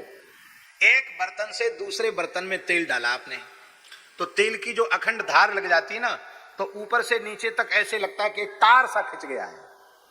और बढ़िया से देखना हो तो पुराने ढंग के कोल्हू जहां चलते हैं वहां देख लेना। हमने देखा है, ऐसी पतली एक सी धारा चलती है, धारा नहीं दिखाई पड़ती, लगता है एक तार खड़ा हुआ है। तो जैसे अखंड तेल की धारा है, ऐसे ही अखंड भगवान की स्मृति हुए। पलक गिराने में जितना समय लगता, उससे आधे निमिषार्ध के लिए भी भगवान की विस्मृति न हो। तैल धारावत अविच्छिन्न भाव से अखंड अक्षुण्ण भगवान नाम रूप गुण लीला की अखंड स्मृति, इसका नाम है भक्ति। अब ईमानदारी से अपनी अपनी छाती पर हाथ धर के पूछो अपने आप से, क्या ऐसी अखंड स्मृति प्राप्त है हमें? आप लोगों तो हो सकती है, कोई महापुरुष सिद्ध पुरुष होंगे। हम अपनी बात कहते हैं, हमें नहीं है, हमारी स्थिति ऐसी नहीं है। हमारी अखंड स्मृति नहीं है, हमारी स्मृति खंड है। जितनी देर गुरु प्रदत्त साधन करते हैं उतनी देर भी अखंड स्मृति नहीं होती। पता नहीं कौन कौन सी बातें दिमाग में आती हैं। और मान लो नहीं भी आवे, बहुत से साधक कहते हैं कि भजन करते हैं तो मन इधर उधर बहुत भागता है, क्या करें? उसके लिए हम एक बात निवेदन कर रहे हैं, करने वाले को लाभ जरूर मिल जाएगा। आप जब जप करने बैठे तो जप का मानसिक उच्चारण करते हुए उसका श्रवण करें। मानसिक जो मंत्र का उच्चारण हो रहा है उसका स्वयं श्रवण करें, बोलना नहीं है, पर भीतर से उसको सुने, तो ध्यान वहां केंद्रित करना पड़ेगा। फिर थोड़ा उसके अर्थ का भी अनुसंधान करें और स्वरूप का चिंतन करें। स्वरूप का चिंतन, मंत्रार्थ का अनुसंधान और मानसिक मंत्र जप के समय मंत्र का भीतर से श्रवण, इतना करके आप करोगे तो मेरी ये गारंटी है कि ये अनुभव की बात है, ऐसा करके आप करोगे तो आपको बिल्कुल बाह्य जगत की विस्मृति हो जाएगी और उतनी देर तक भगवान की अखंड स्मृति हो जाएगी। अभ्यास करने पर ऐसा हो जाएगा जुगल जी, अभ्यास करने पर ऐसा हो जाएगा कि ट्रेन के हॉर्न बजो, चाहे हवाई जहाज की गर्जना हो, और चाहे जितने भोंपू बजो, लाखों की भीड़ में आप जब चाहो तब एकांत में जा सकते हो। ये सिद्धावस्था है। पर साधनावस्था में भी इस प्रकार का साधन साधकों के द्वारा किया गया है और उससे उनको लाभ होता है।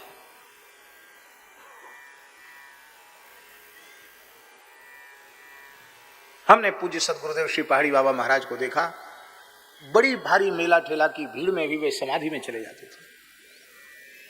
आंखों से देखी हुई बात बता रहे, एक क्षण में समाधि में चले गए।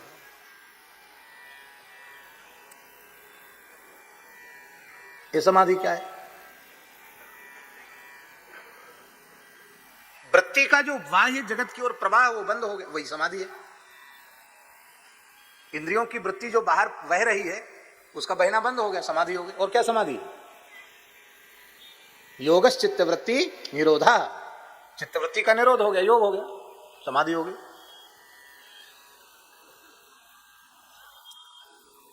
राम राम राम राम कर रहे हैं, सामने से कुत्ता आया, हमारी आंख ने कह दिया ये तो कुत्ता है। इसका मतलब राम राम, राम जी भूल गए, कुत्ता याद आ गया, गधा घोड़ा याद आ गया, राम जी भूल गए। स्वामी जी, अखंड स्मृति का अर्थ है कि सब कुछ परमात्मा है, सब कुछ भगवान है, सब कुछ राम जी हैं, ऐसा पक्का विश्वास हो जाना। और जहां कहीं हमारी वृत्ति जाए वहां हमें वस्तु व्यक्ति पदार्थ का अनुभव न होकर भगवान का अनुभव हो, यह है अखंड स्मृति। और इसी को कहते हैं सिद्धावस्था की भक्ति। इसलिए भक्ति के जहां जहां भक्ति का निरूपण हुआ है वहां अंतिम भक्ति क्या बताई गई? राम जी हनुमान जी से कह रहे हैं क्या? सो अनन्य जाके अस मति न टरे हनुमंत, मैं सेवक सचराचर रूप स्वामी भगवंत। जड़ चेतन जग जीव जत सकल राम में जान, बंदों तिनके पद कमल सदा जोरी जुग पान। यह है अंतिम भक्ति। तो भक्ति की परिभाषा भी हमें घटित नहीं हो रही है। अब हम अपनी बात निवेदन कर रहे हैं आपसे कि हम ज्ञान मार्ग के साधक बनने पाने लायक नहीं है। निष्काम कर्मयोग में भी हाथ खड़े कर दिए, भक्ति योग में भी हम ठीक से चल नहीं पा रहे हैं, वो भी हमसे बन ही नहीं रहा है। साधन भक्ति ही नहीं बन रही है, रस रूपा भक्ति तो मिली कहां से? फिर वो सिद्धावस्था वाली भक्ति तो बहुत ही दूर रह गई। अब क्या करो बोलो? कल्याण के तीन ही पथ हैं, ज्ञान कर्म उपासना, और तीनों में हमारी योग्यता सिद्ध हुई नहीं। अब हमारे कल्याण का रास्ता क्या है? एक मीरा जी का पद है, उसकी केवल एक पंक्ति कहेंगे हम। गली तो चारों बंद हुई, पिय से मिलन कैसे हो। गली तो चारों बंद हुई, पिय से मिलन कैसे हो। पिय से मिलन कैसे हो, पिय से मिलन कैसे हो। ज्ञान मार्ग की गली बंद हो गई, कर्म मार्ग की गली बंद हो गई, भक्ति मार्ग की गली बंद हो गई, योग मार्ग की भी गली बंद हो गई। गली तो चारों बंद हुई, पिय से मिलन कैसे हो। गली तो चारों बंद हुई, पिय से मिलन कैसे हो। बोले तब ठीक है, तब भाग हो जाओ, हमको भी साधुओं का संग छोड़ के दुनिया में चले जाना चाहिए। किसी लायक ही नहीं तो काहे कोई सब नाटक बनाया। हमारे जैसे सर्व साधन शून्य दीनहीन जीव के कल्याण का भी कोई साधन है? हाँ है। क्या साधन है? स्वाद आवे या ना आवे, मन लगे या ना लगे, रुचि हो या न हो, अच्छा कहे तो लोग, बुरा कहे तो कोई परवाह किसी की नहीं। केवल और केवल वैखरी वाणी से, जिह्वा से राम नाम का अखंड जप करो, उच्चारण करो, राम नाम का कीर्तन करो।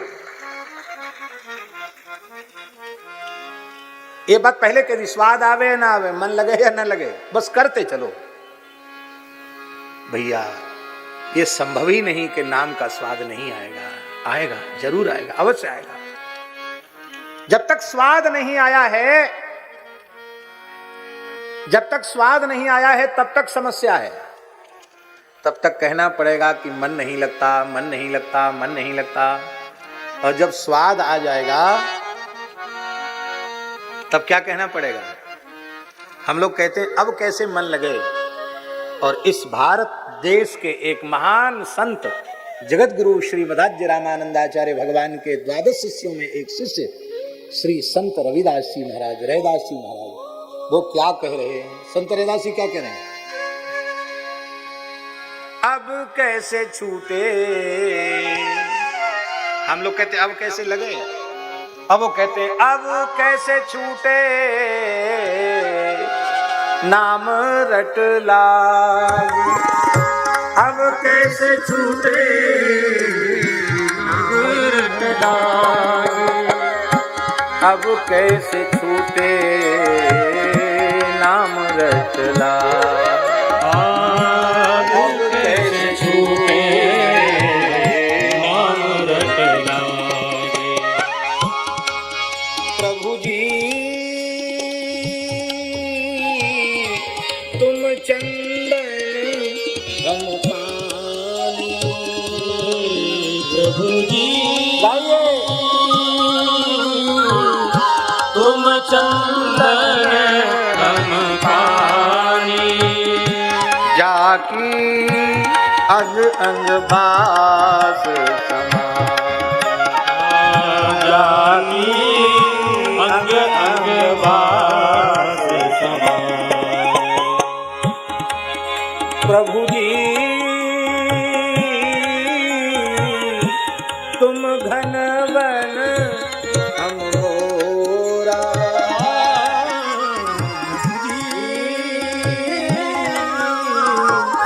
तुम घन वन हम मोरा।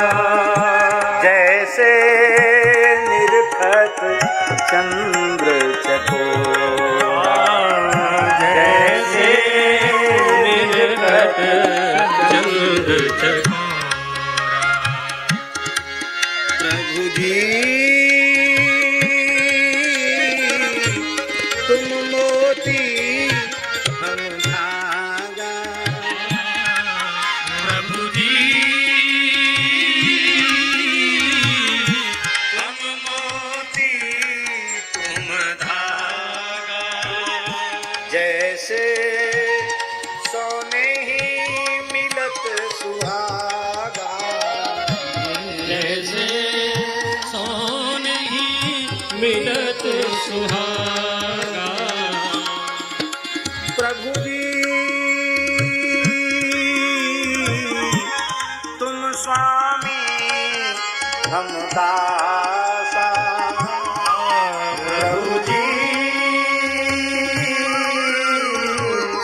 तुम स्वामी हम दासा।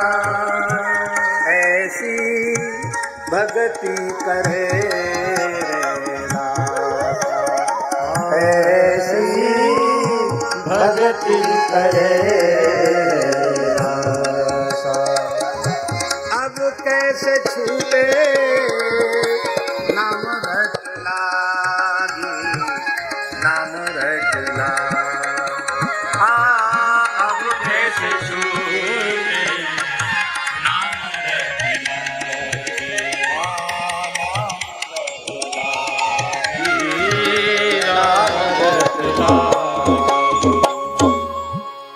इस पद की अब कैसे छूटे नाम रट लागी, यही पद है। और इसी में प्रभु जी तुम चंदन हम पानी, ये आगे की पंक्तियां हैं।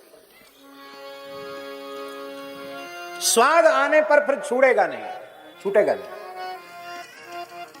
नहीं छूटेगा, बिल्कुल नहीं छूटेगा। अच्छा एक बात बताओ, मेहंदी के पत्ती में लालिमा दिखाई पड़ती है? आप किसी यंत्र से उसका रस निकालो तो लाल निकलेगा कि हरा? और मेहंदी की पत्ती को सिल लोढ़ी के सिल के ऊपर रखो और ऊपर से लोढ़ी हाथ में पकड़ के उसको रगड़ो, तो मेहंदी रचाने वाले के हाथ तो पीछे रचेंगे, मेहंदी बांटने वाले के हाथ पहले रंग जाते हैं। आश्चर्य की बात है, मेहंदी की पत्ती में लालिमा नहीं दिखती और बांटने वाले के हाथ लाल हो जाते हैं। ऐसे ही ठाकुर जी ने बड़ी कृपा की है। ये तो है सिल, ये नीचे का जबड़ा, ये है सिल, और ऊपर से परमानेंट लोढ़ी है जीव, ये है सिल और ऊपर है लोढ़ी, और इसी के बीच में श्री राम नाम हरि नाम की मेहंदी की पत्ती रखो, रगड़ो घोटो, तो लाली मेरे लाल की जित देखूं तित लाल, लाली देखन में गई मैं भी हो गई लाल।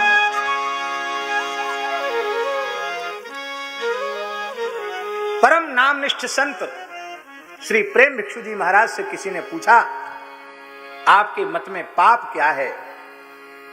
श्री प्रेम भिक्षु जी महाराज ने कहा, हरिनाम के अतिरिक्त कुछ भी बोलना मेरे लिए महापाप है। नाम का स्वाद मिल जाएगा तो नाम छूटेगा नहीं। यवन कुल में पालित नाम आचार्य श्री हरिदास ठाकुर 22 बाजारों में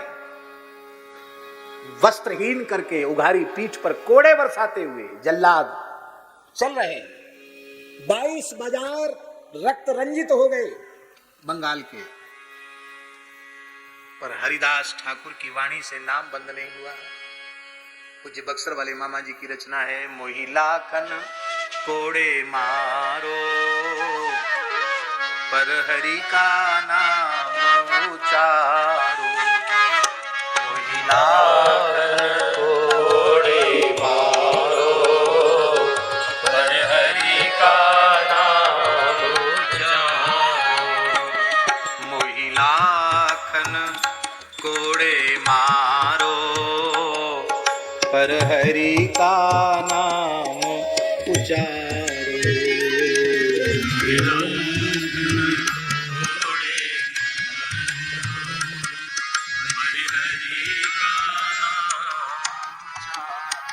हे बाबा क्या बोलता है?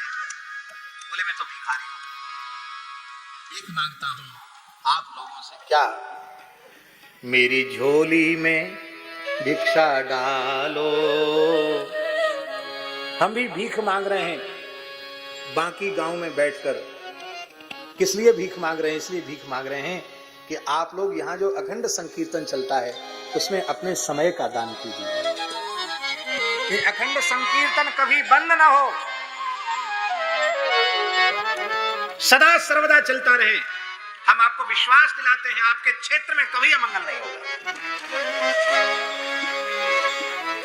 भाए को भाए अनख आलस नाम जपत मंगल दिस दस। भाए को भाए अनख आलस नाम जपत मंगल दिस दस। मेरी झोली में भिक्षा डालो, हरे राम कृष्ण गुण गालो। मेरी झोली में भिक्षा डालो, हरे राम कृष्ण गुण गालो। यह नर जीवन नश्वर है, सभी गाइए। नर जीवन नश्वर है, अविनाशी परमेश्वर है, अविनाशी परमेश्वर हरि नाम परम सुख कर है, यह अतिशय यह अति अनुपम शुभ अवसर है। हरि नाम परम सुख कर है, यह अति अनुपम अवसर है। अवसर से लाभ उठा लो, हरे राम कृष्ण गुण गालो। अवसर से लाभ उठा लो, हरे राम कृष्ण गुण गालो। मेरी झोली में भिक्षा डालो, हरे राम कृष्ण गुण गालो। मेरी झोली में भिक्षा डालो, हरे राम कृष्ण गुण गालो। या में कुछ भी खर्च न लागे, या में कुछ भी खर्च न लागे। सब दुरित दोष दुख भागे, सब दुरित दोष दुख भागे। हरि नाम प्रेम मन पागे, तकदीर तुम्हारी जागे। हरि नाम प्रेम मन पागे, तकदीर तुम्हारी जागे। सोई तकदीर जगा लो, हरे राम कृष्ण गुण गालो। सोई तकदीर जगा लो, हरे राम कृष्ण गुण गालो। मार्ग में खाले डोलो, मार्ग में खाले डोलो। कितना समय इधर उधर घूमने में आने जाने में चला जाता है, बेकार फालतू। मार्ग में खाले डोलो, मार्ग में खाले डोलो।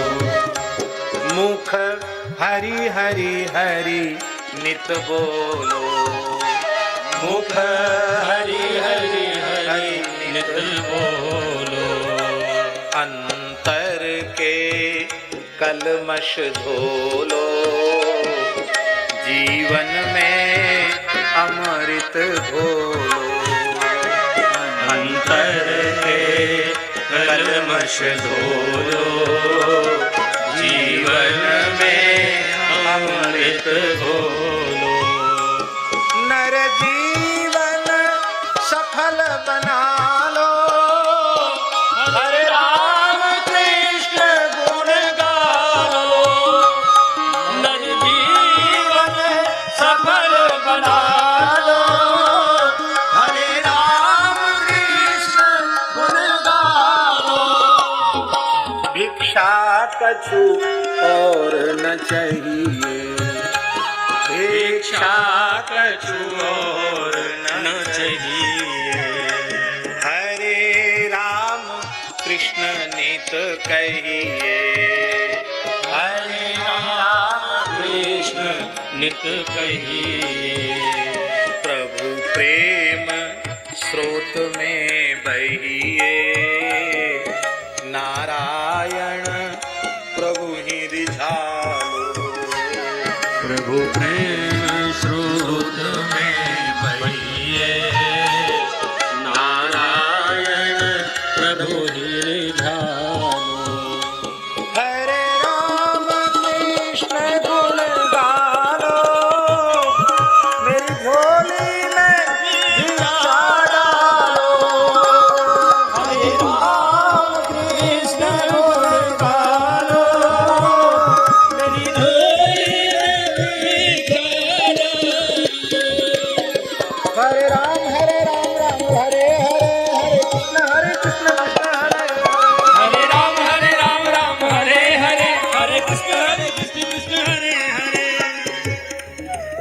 जय जय श्री राधे।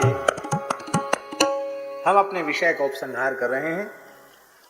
नाम का स्वाद मिल जाने पर अखंड स्मृति होने लग जाएगी, और अखंड स्मृति होते ही महाराज जी जैसे प्रहलाद जी को सर्वत्र भगवान दिखने लग गए, जले विष्णु स्थले विष्णु, विष्णु पर्वत मस्तके, ज्वाला माला कुले विष्णु, सर्वम विष्णुमयम जगत, ऐसे ही सर्वत्र भगवान का दर्शन होने लग जाएगा। तो केवल राम नाम का आश्रय लेने से वो अखंड भक्ति योग की सिद्धि हो जाएगी। अब देखिए भक्ति योग प्राप्त हो गया। अब भक्ति योग प्राप्त होने के बाद महाराज जी, भक्ति योग प्राप्त होने के बाद अपने आप विहित कर्म का अनुष्ठान होने लग जाएगा। निषिद्ध कर्म का त्याग अपने आप हो जाएगा। निषिद्ध कर्माचरण स्वप्न में भी नहीं बनेगा भक्ति योग सिद्ध होने के बाद।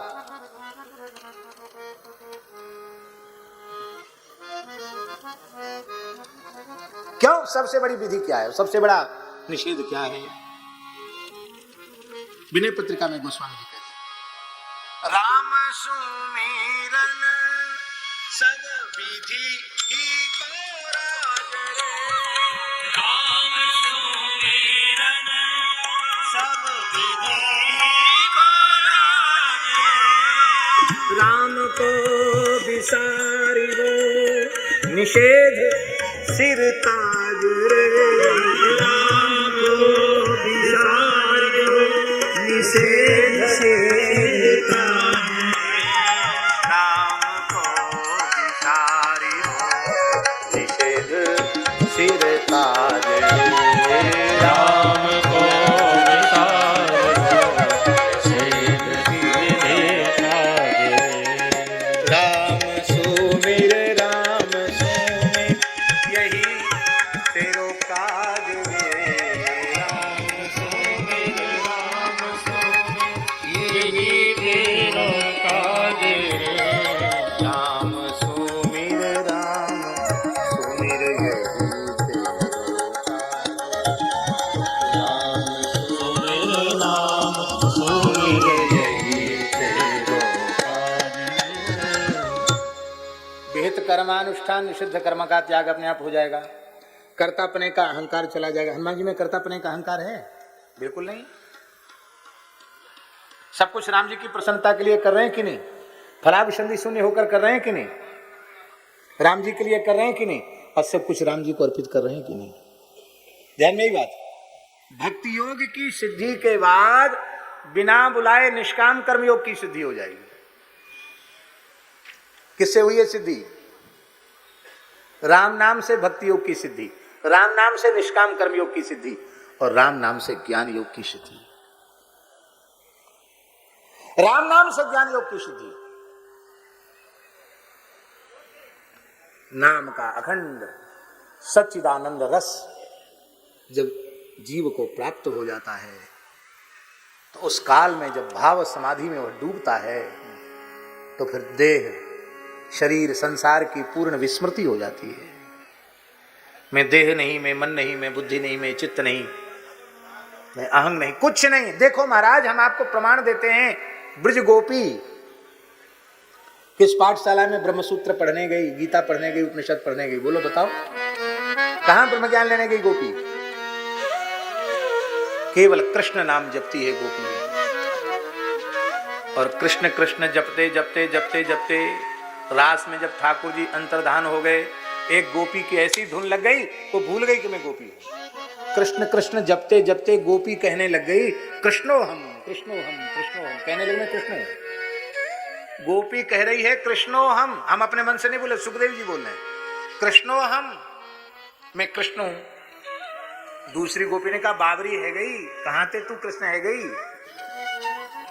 उसने कहा कहां थे नाय में कृष्ण, पश्यत गतिम, मेरी चाल ढाल तो देखो, मेरी लटक मटक देखो, मेरी चटक मटक चाल देखो, मेरी वंशी देखो, मेरे अधर देखो, मेरी भौं देखो, मैंने गिरिराज गोवर्धन धारण किया, मैं धर्म की स्थापना के लिए प्रकट होता हूं। अरे ब्रज गोपियों, तुम क्यों दुखी हो रही हो? मैं कृष्ण हूं ना। कहते कहते बेहोश हो गए। भैया ज्ञान योग की, अभी आपने सुना नहीं, राम राम जपते जपते संत मलुकदास जी की क्या स्थिति भई, फिर से याद करो। जाति हमारी आत्मा, आपकी जाति क्या है? बोले जाति हमारी आत्मा, राम हमारा नाम। जब हमारी जाति आत्मा है तो हमारा नाम राम है। जाति हमारी आत्मा, राम हमारा नाम। फिर ये पिंड देह क्या है? कहते 5 तत्व का पूतरा आय किया विश्राम। यह है ज्ञान योग की सिद्धि, केवल और केवल राम नाम से ज्ञान योग की सिद्धि। हाँ महाराज जी, हम क्या कहें, बड़ी अद्भुत बात है। श्री संत मलुकदास जी महाराज कह रहे हैं, इसका अर्थ लगाना अनर्थ मत करना, मैंने पहले से प्रार्थना कर दी है, नहीं तो आप लोग अपना कहीं आप अपनी बुद्धि लगा देंगे, सब गड़बड़ हो जाएगा। यहां देह की स्मृति ही नहीं है, यहां केवल आत्म भाव से जो कुछ कहा जा रहा है, केवल आत्म भाव से कहा जा रहा है। आत्मा माने भगवान, आत्मा माने ब्रह्म, क्योंकि अयम आत्मा ब्रह्म, आत्मा ही वेदम सर्वम। ये आत्मा माने ब्रह्म, जुगल जी माने राम जी। हाँ भैया, जय जय श्री सीताराम। अब यहां हमसे अर्थ मलुकदास मत लेना, हमसे लेना माने हमारे आत्मस्वरूप राम जी, हमारे आत्मस्वरूप राम जी। देखो महाराज जी, एक बड़ी बारीक बात है, भगवान का जो साक्षात्कार होता है वह भी आत्म रूप ही होता है। अब दुराग्रही लोग इस बात को नहीं समझेंगे।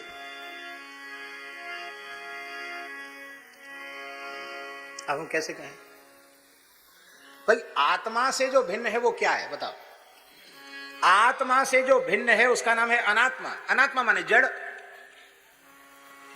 तो आत्मा से भिन्न यदि साक्षात्कार होगा महाराज जी, आत्मा से भिन्न साक्षात्कार होगा तो वह सच्चिदानंद का साक्षात्कार नहीं होगा, वो जड़ का साक्षात्कार होगा।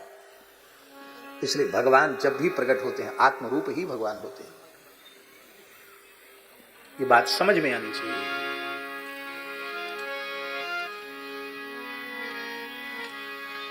हाँ हाँ, अब देखो मलुकदास जी को केवल और केवल राम नाम के जप से ज्ञान योग की भी सर्वोच्च अवस्था प्राप्त हो गई। सब ही न के हम सबे हमारे, सब ही न के हम सबे हमारे, जीव जंतु मोहि लगे प्यार, जीव जंतु मोहि लगे प्यार, तीनों लोक हमारी माया, तीनों लोक सभी गाइए, हमारी माया, अंत कतहु से कोई नहीं लाया, अंत कतहु से कोई नहीं लाया, 36 पवन हमारी जात, 36 पवन हमारी जात, हम ही दिन अरु हम ही रात, हम ही दिन अरु हम ही रात, हम ही तरवर कीट पतिंगा, हम ही तरवर कीट पतंगा, हम ही दुर्गा हम ही गंगा, हम ही दुर्गा हम ही गंगा, हम ही मुल्ला हम ही काजी, हम ही मुल्ला हम ही काजी, तीरथ तीरथ बरत हमारी बाजी, तीरथ बरत हमारी बाजी, हम ही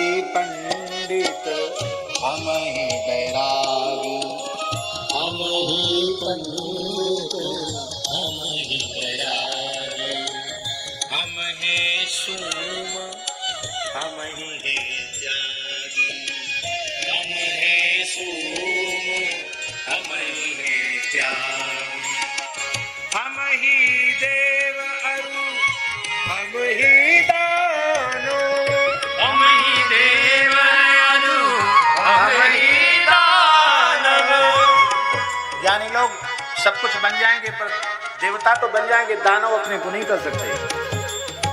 पर भैया जब आत्मा ही सब कुछ है, श्री राम जी ही सब कुछ है, तो सब कुछ वही है, तो देवता भी वही है और दानव भी वही है। ये सब उनका खेल है। हम ही देव अरु हम ही दानो, हम ही देव अनु हम ही दानव। भावे जाको जैसा मानो, भावे जाको जैसा मानव। हम ही चोर हम ही बटपार, हम ही चोर हम ही बटपार। हम ऊंचे चढ़ी करत पुकार, हम ऊंचे चढ़े करें पुकार। हम ही महावत हम ही हाथी, हम ही महावत हम ही हाथी। हम ही पाप पुण्य के साथी, हम ही पाप पुण्य के साथी। हम ही अस हम ही असवार, हम ही अस हम ही असवार। हम ही दास हम ही सरदार, हम ही दास हम ही सरदार। हम ही सूरज हम ही चंदा, हम ही सूरज हम ही चंदा। हम ही भय नंद के नंदा, हम ही भय नंद के नंदा। नंद के आनंद भयो भी हम ही हैं। हम ही माने हमारे आत्मरूप श्री राम जी। ये सब जगह ठीक लगाना। हम ही दशरथ हम ही राम, हम ही दशरथ हम ही राम। हमरे क्रोध और हमरे क्राम, हमरे क्रोध हमरे काम। अच्छा एक बात बताओ, ऐसा आत्मभाव होने पर फिर ज्योतिष रह जाएगी? देह भाव है तब तक ग्रह गोचर है, देह भाव खत्म हुए सब खत्म, उसी के साथ सब खत्म। हाँ, ईमानदारी से सन्यासी हो जाए, साधु हो जाए तो वो मर जाता है, और जो मर जाता है वो जी जाता है। बोलो वृंदावन बिहारी लाल की जय हो। जो मर गया वो जी गया। हम ही रावण, राम जी और कृष्ण जी तो बन जाओगे, रामो हम कृष्णो हम तो कह दोगे, रावणो हम कंसो हम नहीं कह पाओगे। हम ही रावण हम ही कंस, हम ही रावण हम ही कंस। हम ही मारा अपना वंश, हम ही मारा अपना वंश। हम ही जियावे हम ही मारे, हम ही मोरे हम ही तारे। जहाँ तहाँ सब ज्योति हमारी, सब ज्योति हमारी। हम ही पुरुष हम ही हैं नारी, हम ही पुरुष हम ही है नारी। ऐसे देह भाव को भुलाकर सर्वत्र आत्म स्वरूप राम जी का अनुभव करना इसी का नाम सर्वोच्च ज्ञान है, इसी का नाम सर्वोच्च निष्काम कर्म है और इसी का नाम सर्वोच्च भक्ति है और ये नाम से प्राप्त होगी। कैसे होगी सुन लीजिए। ऐसी विधि कोई लौलावे, ऐसी विधि कोई लौलावे, सो अविगत सो टहल करावे, विगत सो टहल करावे। आज एक महात्मा आए थे, 17-18 वर्ष से 18 वर्ष से उन्होंने अन्न जल कुछ भी ग्रहण नहीं किया। एक महात्मा आए थे, यहाँ आए थे, वहां दास को दर्शन देने पधारे। हमने उनसे पूछा कि कोई भगवान की बात करिए, तो उन्होंने कहा वो बुद्धि से परे है। क्या कहें, मौन थे, लिख कर बोला उन्होंने, बुद्धि से परे है, मन वाणी से परे है, अनुभूति से भी परे है, अविगत है, अविगत से भी परे है। ऐसा कुछ है, उनका परिचय हमारे पास लिखा रखा है। अविगत परमात्मा, जिसकी गति मति कोई समझ न सके। पर मनुदास जी कहते हैं कि ऐसे सर्वत्र आत्म रूप राम जी का दर्शन कर लो तो परब्रह्म सच्चिदानंद श्री राम तुम्हारे सेवक बनकर उपस्थित हो जाएंगे। ऐसी विधि कोई लौलावे, ऐसी विधि कोई लौलावे, सो अविगत सो टहल करावे, सो अविगत सो टहल करावे।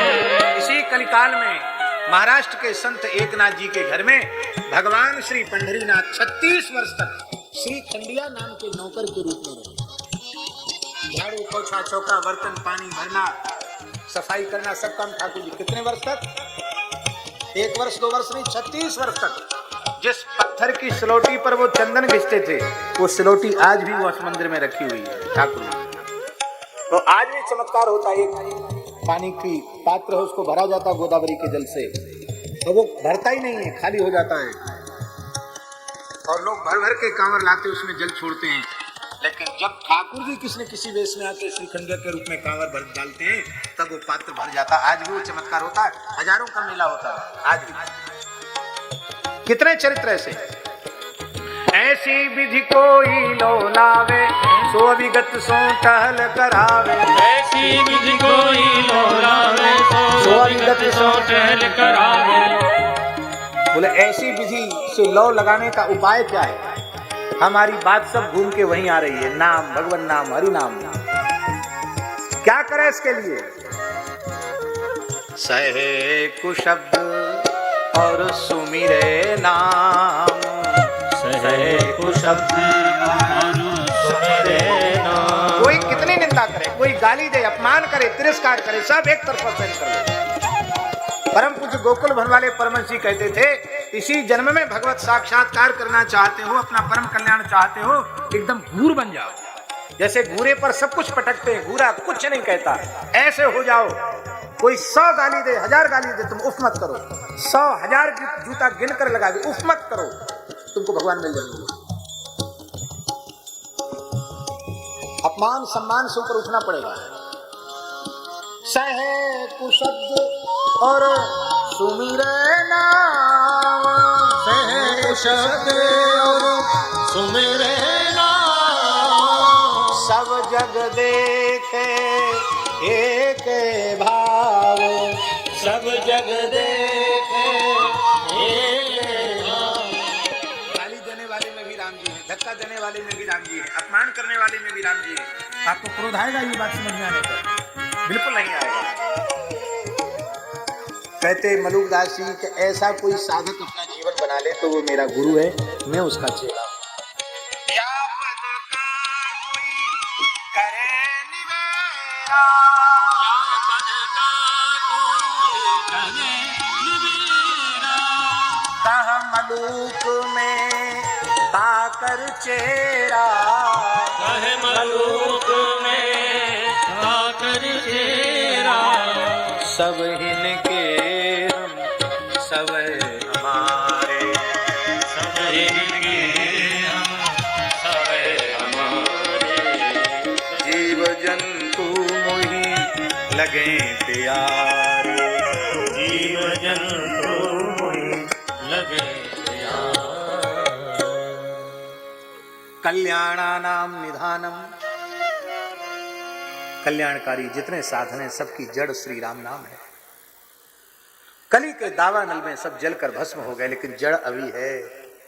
जड़ का आश्रय लो तो ज्ञान कर्म भक्ति सब कुछ प्राप्त हो जाएगा, क्योंकि कल्याणानाम निधानम।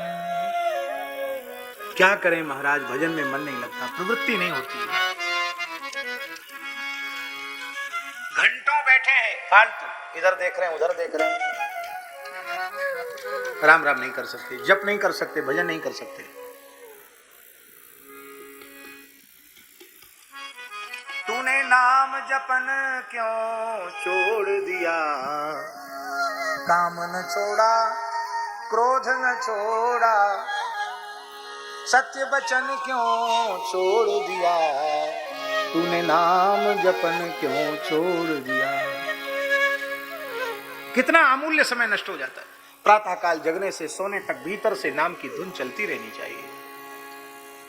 हे नाम महाराज हम सब पर कृपा करो। कलिमल मथनम, कली के सारे मल को मथने में, समाप्त करने में, कलयुग के दोषों से बचने का यदि इस भयंकर काल में यदि कोई सबसे सरल और सबसे सहज, सबसे श्रेष्ठ कोई साधन है तो श्री राम नाम है। पाप की वृत्ति सबसे पहले मन में आती है, मन के बाद वाणी में, वाणी के बाद क्रिया में। मन वाणी क्रिया से नाम के लिए समर्पित हो जाओ तो स्वप्न में भी पाप की वृत्ति का उदय है।